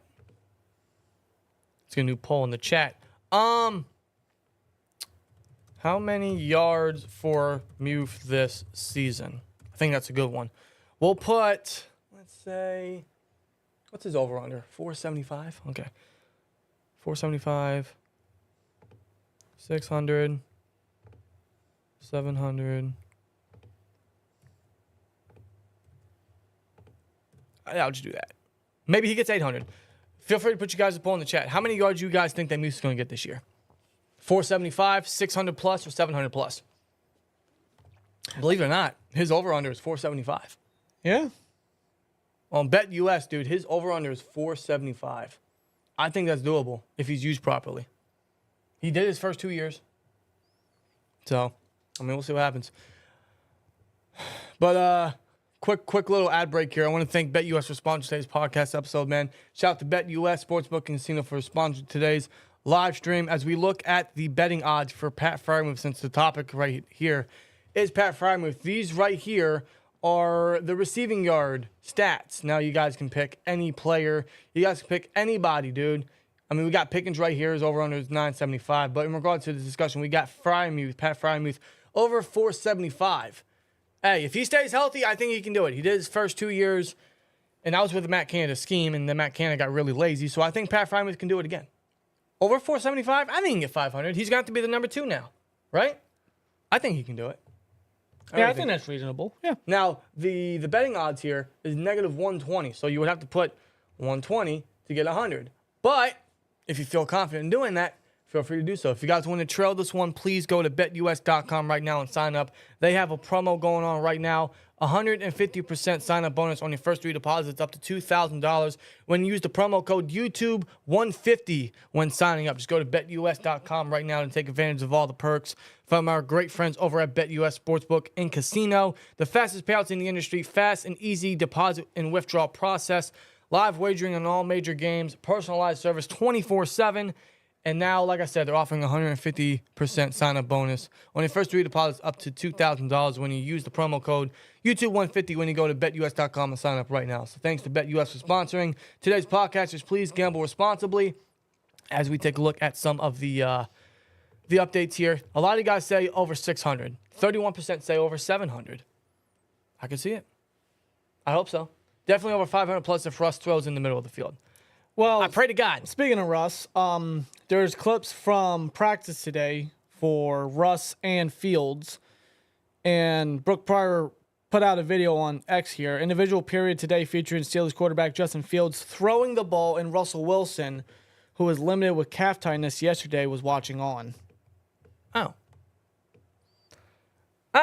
And Russ was... Russ... He was stretching on the field and whatnot while Fields was warming up with the first team and getting reps with the first team. Okay, now my question is, Is there a video of Russell Wilson throwing the ball with Justin Fields watching on? I have not seen that yet. I've been scrolling. I've been searching. I have not seen that yet. Guys, could Justin Fields be starting? If Justin Fields starts week 1 balls out, do you think he remains a starter? No, I think he has to. You don't sit someone that balls out. It's like sitting Mason Rudolph after what he did versus the Bengals for Kenny Pickett. You don't do that.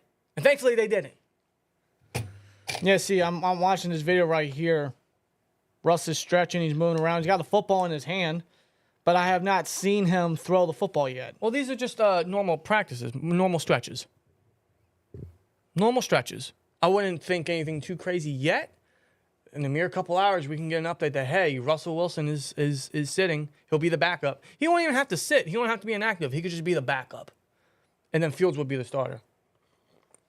For an injury condition only. Very similar, I think it was 2015.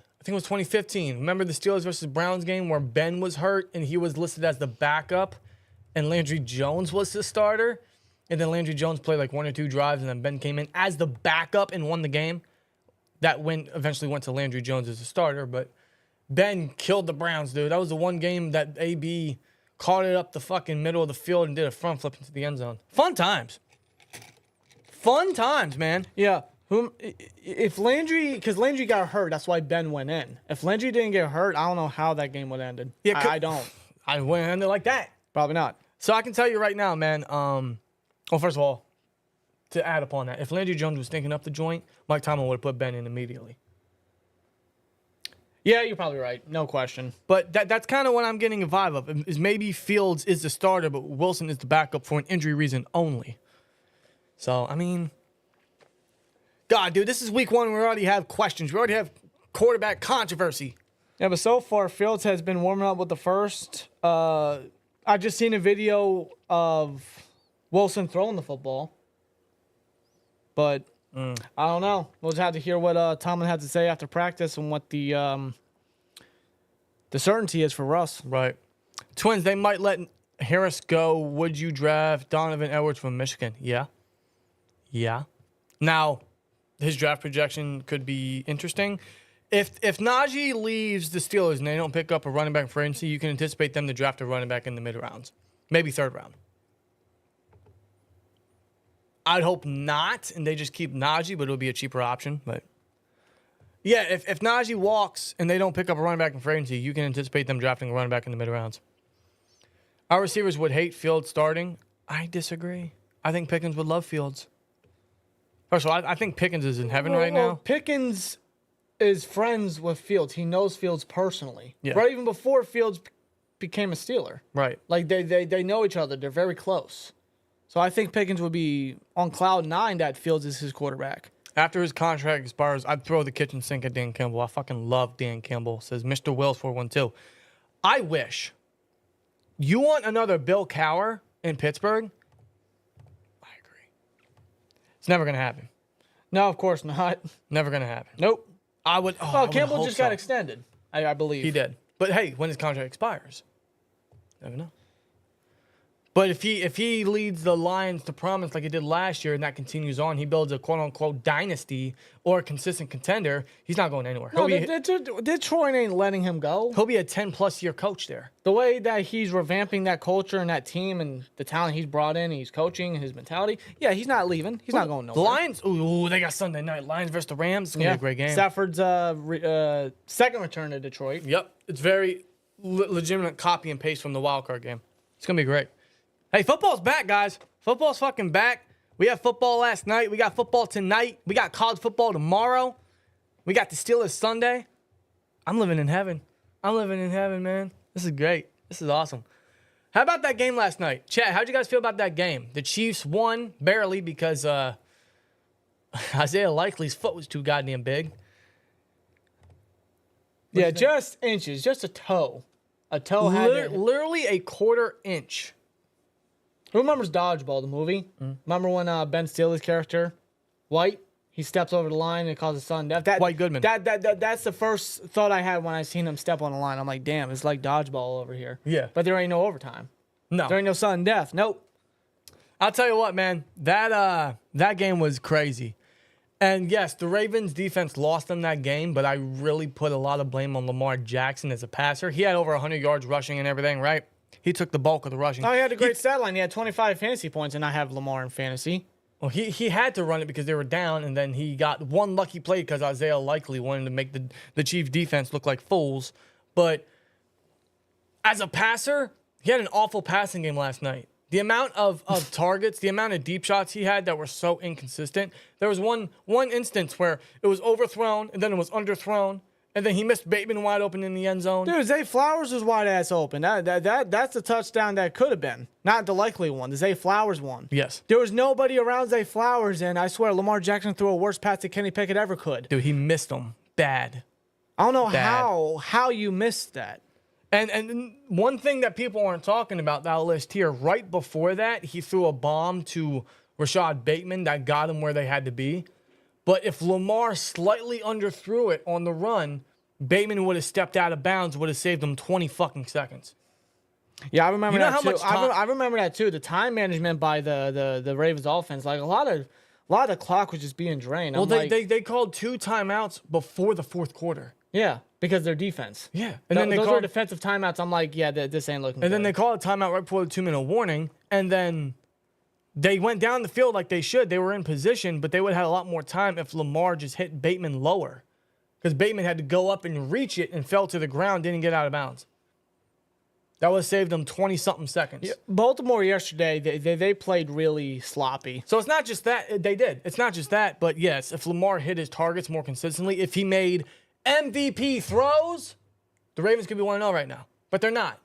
So yes, their defense cost them, and I don't know how you leave Worthy wide open with no safety up top with Humphrey. Again, sloppy. That's what I mean. Like a lot of miscues, a lot of miscommunication. There was a lot of penalties, I must say. And outside of that interception that Roquan got, Roquan didn't have a great game. That was just Mahomes' mistake. I don't know why he forced that pass. It was a great play by Roquan Smith. It's just Mahomes made a stupid throw. You just can't stop them. I'll say this about the Chiefs though: there were a couple times where the Ravens had miscues. They failed on 4th down, which was a hilarious play call. They give it to Zay Flowers in the flat with no blockers whatsoever. Now, I seen a replay on that, and Aguilar, I don't know if he was supposed to block on that play or if he was doing a run design or whatnot, but if Aguilar got that blocked, then Flowers may have gotten that first. Yes. But Aguilar did not. I guess he didn't do his assignment. But they failed on 4th down. Justin Tucker missed a 50-yard field goal. Yeah, he did. And there was something else that I'm missing. Maybe Lamar threw a pick or something. I forget. No, he didn't throw an interception. He fumbled the ball. No, they fumbled the ball. He fumbled the ball. Yeah, there was a strip sack by Chris Jones. On those 3 miscues, the Chiefs only got 6 points, 2 field goals, and they threw an interception. So the Chiefs could have been well within range of winning. Yeah, it wasn't the best game by Kansas City as well either. Like there were some sloppy moments from them too. Some big mistakes. Those turnovers, they absolutely could have finished those drives. I'd say it was a sloppy game from both teams. Now the Chiefs ultimately picked it up towards the end and really delivered, but I'd say like they both missed a lot of mistakes. They both failed in certain situations where they could have put in position to win the game by so much. Yeah. Chiefs left points off the board, and I think if Lamar hit his certain targets, the Ravens could have put more on the board. But it made it for some exciting football and, of course, must-see television towards the tail end where he missed Zay Flowers, and then he had Likely, if Likely was just like a foot size smaller. Unbelievable. It was still an enjoyable game. It was still a fun watch. Dude, I was on the edge of my seat, man. And yes, I had a couple parlays going. I had Mark Andrews getting 5 targets or 5 receptions. He only got 1. 2 on 2 targets. Yeah, because they wanted to give Likely everything. And then I needed Zay. Which hurts me because I had Mark. Here's the problem I got with this year's fantasy. I got Lamar as my quarterback in our league. Then we're also in another league with work. Mm-hmm. And I have Zay Flowers and Mark Andrews in that one. So I got 3 Ravens players, but I don't want the Ravens to win.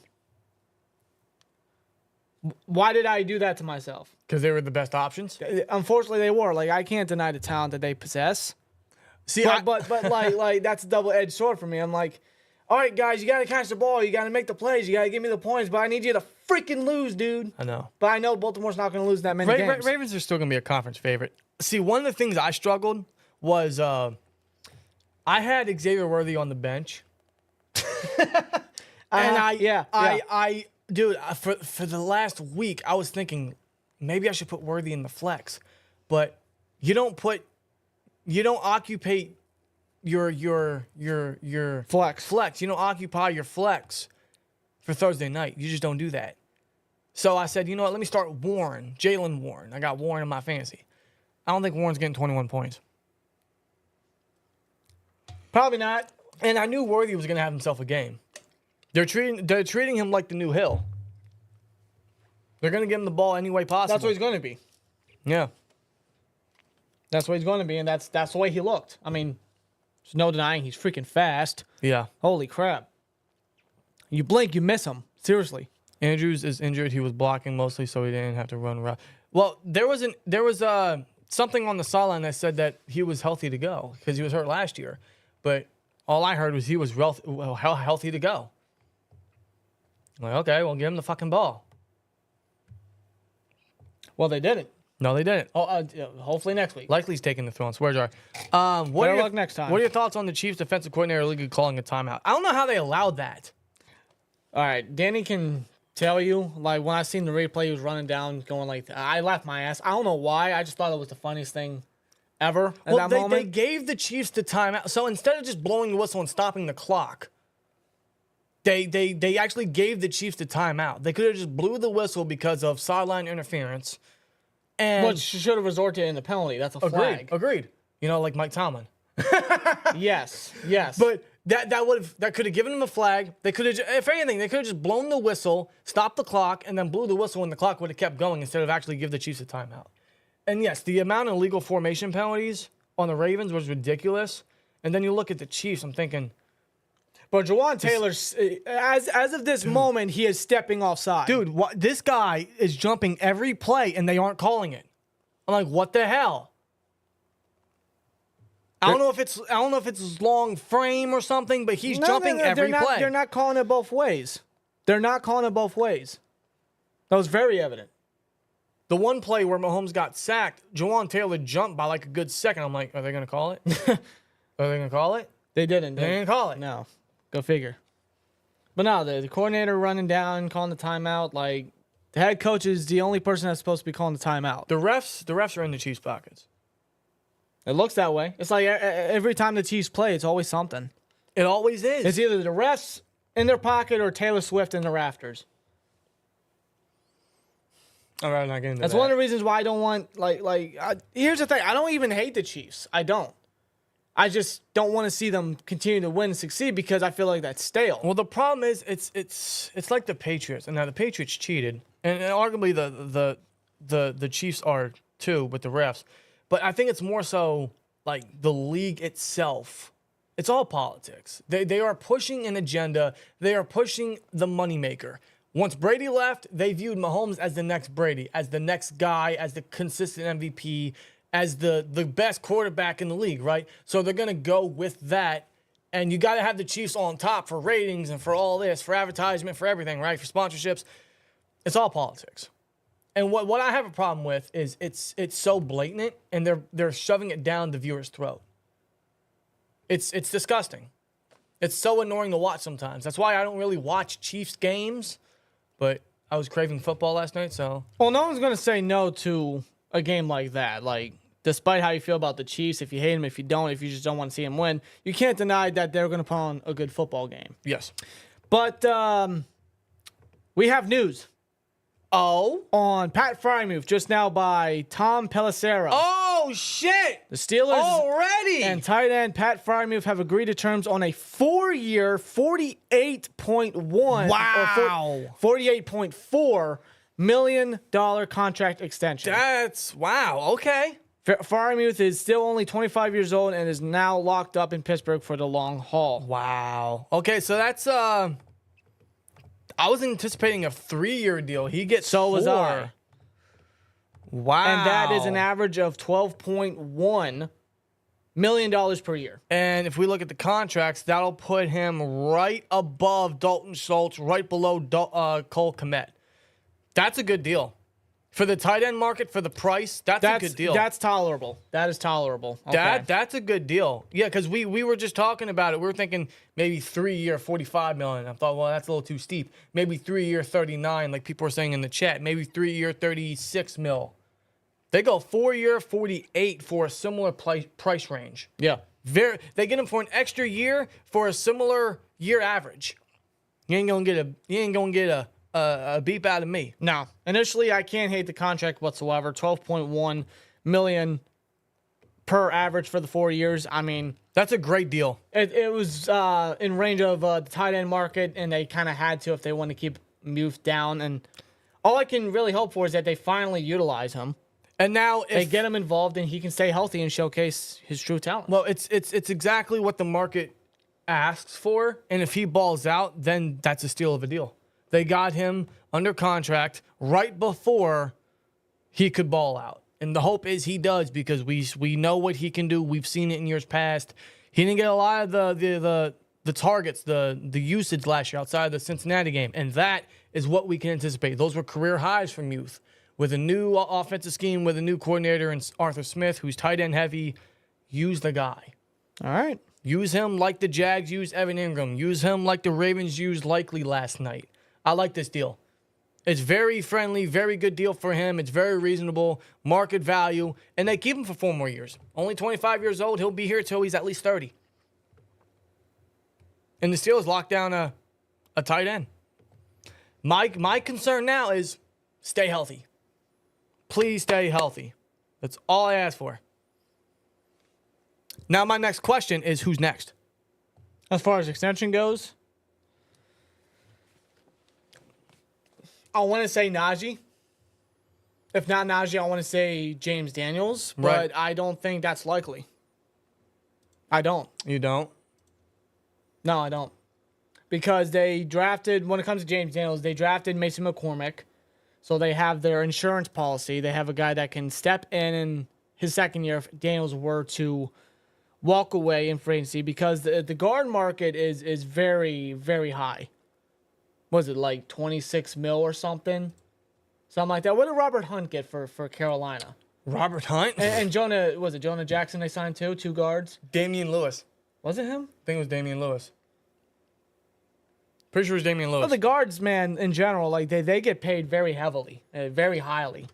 So I don't know if the Steelers are going to want to pay that market value for James Daniels, though I feel like Daniels is very well deserving of it. I feel like since he's came in, he's done a hell of a job. Arguably our best offensive lineman, if not Isaac Seumalo. But I don't know if they pay him the market. We stated earlier, just not too long ago, that Najee is more than deserving of a contract extension, but what the running market value and, what's the appropriate price for that market, and if they really want to overpay a running back or pay a running back in general. Though I feel like Najee, again, has proved it time and time again.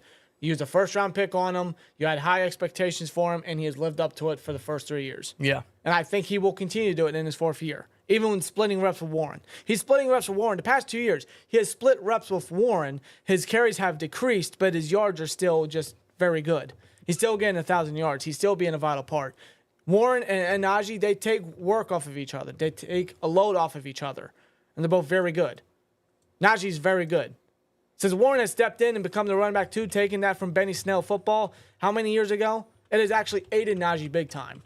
Right. So him getting an extension, I think that, just Warren taking the load off of Najee, that's helping Najee in his career down the road. That's only going to extend his career, in my opinion. Do I think both of them get an extension? It's hard to tell, but as of right now, I don't think so. I think they're going to settle for this and just go into next offseason and just weigh their options and do what they got to do. Right. I mean, I agree. I would hope that's the case. Maybe Omar's done with the contract talk so far. Yeah. Maybe he's done so far. Or maybe he's already thinking, okay, who's next? Maybe he's like Goldberg. Who's next? I don't know. Maybe he gets another contract done. I don't know, but I think for now, he got Heyward locked down. He got Freiermuth locked down right now. I think that could very well be it, because we're still 47 hours away from game day. So I don't know.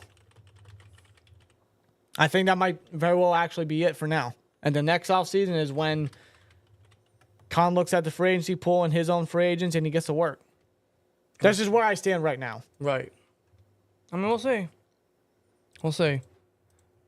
We'll see if there's any extra news on who could get extended next. But, yeah, 4-year, $48.4 million deal. That's 12.1 average. Very good market value, not an overpay. And right around what they would have to pay him to extend him. And they pay him right before he could ball out. This is a great deal if he stays healthy and all that. We know what he can do, man. I love that. I love that for him. It's a suitable deal. It's a good one. Now just utilize the guy. You have no reason not to. So, guys, there's still a poll in the chat. 75 votes. How many yards for Muth this season? 475 plus, 600 plus, or 700 plus? I'm gonna go bold, man. I'm gonna say he gets 700. He had 700 his second year. Yes. And I was with Kenny and Mitch as the starters. Yeah. Huh. We saw what he did when he had Ben in his first year. He was he has yet to reach that same amount of touchdowns. I know. That better change this year, especially in the red zone. 7 touchdowns his rookie season. I hope so. We know what he can do, man. I just hope they use him and he can stay healthy. Because then this deal becomes a steal. I love it for him, man. I really do. Next is Najee and Fields. I could see it. If it's not Daniels, it ought to be Najee. It might be Fields. I don't know. Could it be Pickens? Pickens is in his third year. Maybe they jumped the gun real quick and just lock him down. They could always wait till next year, though. That's usually the case for most guys heading into their final year of their rookie contract. But, I mean, you never know. Some teams just say, screw it, we're going to sign you long-term immediately. Right. And just add, those years upon the rookie contract, whatnot. Right. 23.38 million guaranteed. Wow.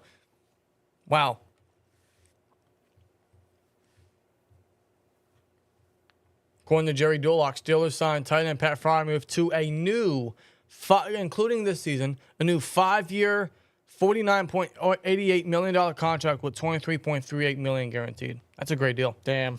That's a great deal. That is a very good deal.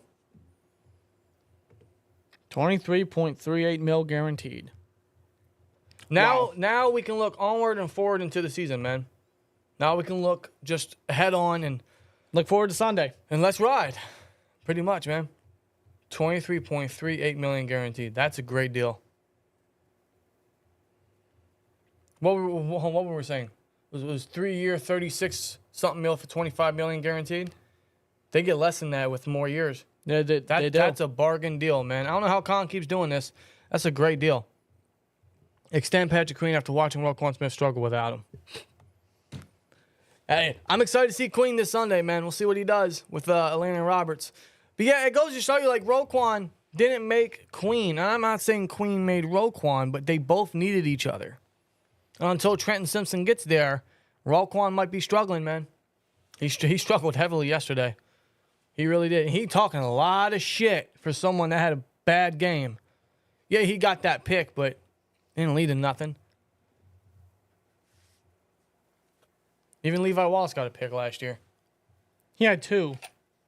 It was against Jimmy G. Like, what they do? Yeah. What they do? Should we sign Alexander Madison for agency? No. I'm not feeling it. Coming out of college, I had expectations for him, but last year as a running back one for Minnesota, I mean, he didn't even get a touchdown. Right. It wasn't really that great. I mean, I think I would look elsewhere. Right. I don't know. Or just keep who you have and just give them the contracts. Yeah, you could do that too. I think that's a good plan. You think that's a good plan? Would you make that deal? I make that deal. I don't blame you. You have to look at yards per carry, not just total yards, but for Najee to achieve 3 1,000-yard season under Canada's weak-ass offense, he deserves an extension, as does Warren. I'd pay them both. That's who I would pay next. I would pay them both. I would pay them, and then I would look towards James Daniels' way. Jaden Daniels. I wish. No, I would agree with that, yeah. Lock down your running backs. I would look towards Najee and Warren's way, and then James Daniels, see how far that goes. If you can't get him, you drafted McCormick last year. We'll see how Spencer Anderson does in this game. We'll see what the future is at guard. And then you can start bringing back Pickens, extending him. Yeah. That's what I would do. Why do you guys think Steelers haven't signed an Xavier Howard? Because they have Dante Jackson? There's not really any reason to sign Xavier Howard unless something were to happen, knock on wood. Right. Then, yeah, I mean, you may have to give Howard a call, bring him in for a visit, but as of now, there's no reason. I don't know. Plus, do they really want to deal with Howard and his shenanigans? In fact, what's his age? 30. Is he 30? Xavier Howard? I think he's up there. If he's not 30, I think he's up there. Arguably, he should have been the pick in 2016, but yeah, let's not talk about that. Howard he aims to play in 2024. Well, no duh. He's 31. Xavier Howard's 31 years old. Interesting. Yeah.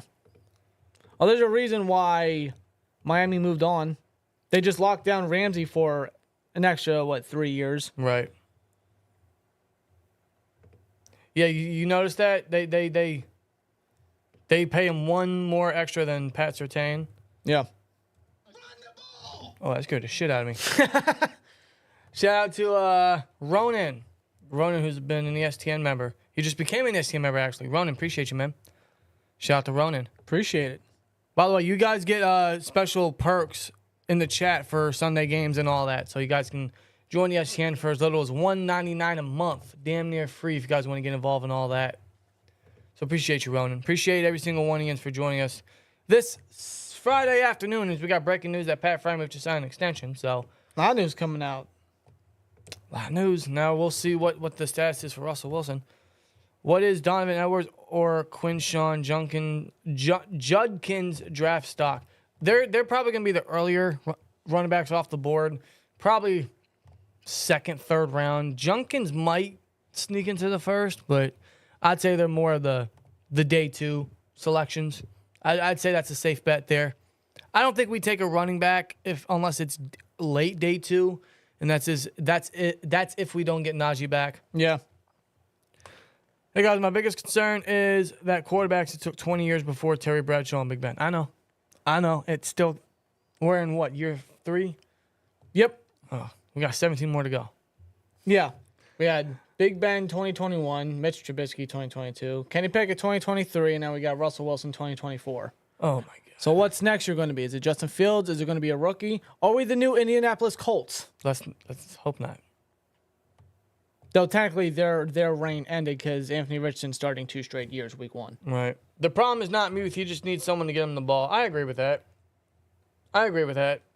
Yeah, they need someone to give him the ball. And he needs a coach that's actually going to give him the opportunity to get targets. I think he has both of those this year. And I don't think Khan would have extended him if he didn't know that. If he didn't see the future playing with Arthur Smith. Because Smith is going to be our OC for at least 3 years. Yeah. So Pat Freiermuth, Arthur Smith, get used to it. We got him back. I don't hate it. I'm actually a fan of it. Seeing the numbers now makes a lot more sense. In fact, it's very, very, very team friendly. A very good deal. It's digestible. It's a solid contract for him. On the fact that they were able to only give him 12.1 average with almost $24 million guaranteed. Can't beat it. No, You can't beat it. I think it's a good deal, guys. Looking at the market value and whatnot, yeah, you can't beat. I believe he's right under Cole Kmet right now. Right. Yep, he's right under Cole. He's right between Cole Kmet and Dalton Schultz. Which I mean, is it's doable. It's doable. It's a very fair deal. I mean, it's what they had to pay if they were going to get him back anyway. And now they get him at a very reasonable deal. Because, I mean, you look at the market and look at the 2 players. Cole Kmet, he's really coming to his own as a very reliable tight end for Chicago. Schultz, I mean, he's a very worthy target and a handy guy for C.J. Stroud and Houston as well. I would say Muth is right in between there, too. Right. Very reliable, security blanket type of guy, good hands, can get in the end zone as long as he's used properly. And that's what the Steelers are banking on. Russ is addressing the media soon. Really? Okay. Where can I find this? Because that I'm very interested about. I don't know if it's going to be live. I don't think so. I doubt so. I like Mike Tomlin. Good afternoon. Because Russ was supposed to talk to the media yesterday. He didn't because he had to get evaluated. Oh. So he's going to make up for today, and it's something to watch out for sure. Tomlin, definitely, he's going to have to say something. Just got to wait. Just got to wait and keep an eye out. What do you think, though? You think Russ goes? You think he's good to go, or do you think they lean towards Fields? I do. Chat, do you guys think Russ is going to be ready to go? Because I think so. I think he'll be ready to go. I don't see him not starting. AJ Dujnik. Subscribe to the SteelTwins. I apologize if I bossed that. Appreciate you, AJ. Shout out to AJ. Thank you. Phenomenal. Appreciate you, man. Do you think Steelers sign a number 2 receiver later in the season or wait till off-season or draft? Well, there's nobody out there at the moment. No, and I'm not signing Michael Thomas. Screw that. No. I'd say if they don't trade for somebody, go out and get T. Higgins next year. That's what I'm banking on. Yeah. That's what I'm banking on. You are planting your flag on that mountain right there and then. You were the first to do it. You're going to stay atop of that mountain. Oh, yeah. I want T. Higgins. Mountain Higgins. Man, I've been wanting T. Mountain Higgins. I've been wanting T. Higgins since he caught passes from Lawrence. And then when he got to the Bengals, I said, oh, shit. Yeah. But who knows? Maybe he's like our queen this year. That'd be nice. Russ just said he hopes to play Sunday against Atlanta. Coach's decision. Coach's decision? Is it game time decision? Would it be game time decision? I don't think it's game time decision. It might be coach's decision. Maybe they want to see how he is when he rests up and see how he is in warm-ups maybe. I don't know. Perhaps. Because Wilson just said right here, Mark Caboli, if I'm ready to go, I will go. Oh. It might come down to a game time decision. It might be just that. You tell me we got a string on this fucking wonder for 2 more days? I don't know. I'm just throwing that out there. Sometimes that's the case. These coaches wait till game time decision. They see how they rest when they travel to a road game or when they just rested the day before, and then warm-ups come about and they come to a conclusion. Man.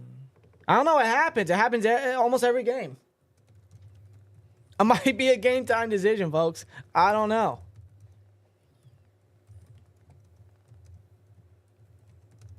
Let me ask you, do you think that throws off Atlanta's game plan? Oh, yeah. Oh, because yeah. they're going to be obviously undecided. Is it going to be Russ? Is it going to be Fields? Like, we don't know. Oh, yeah. Maybe that's what Mike Tomlin's trying to do. This is all smoke and mirrors. Trying to get one on Raheem Morris, his old buddy? Probably. I don't doubt it.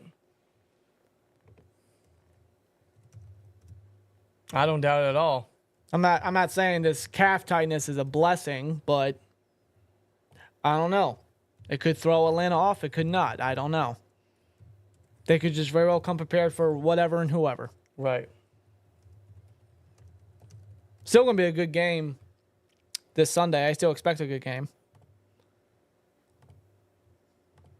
I don't know.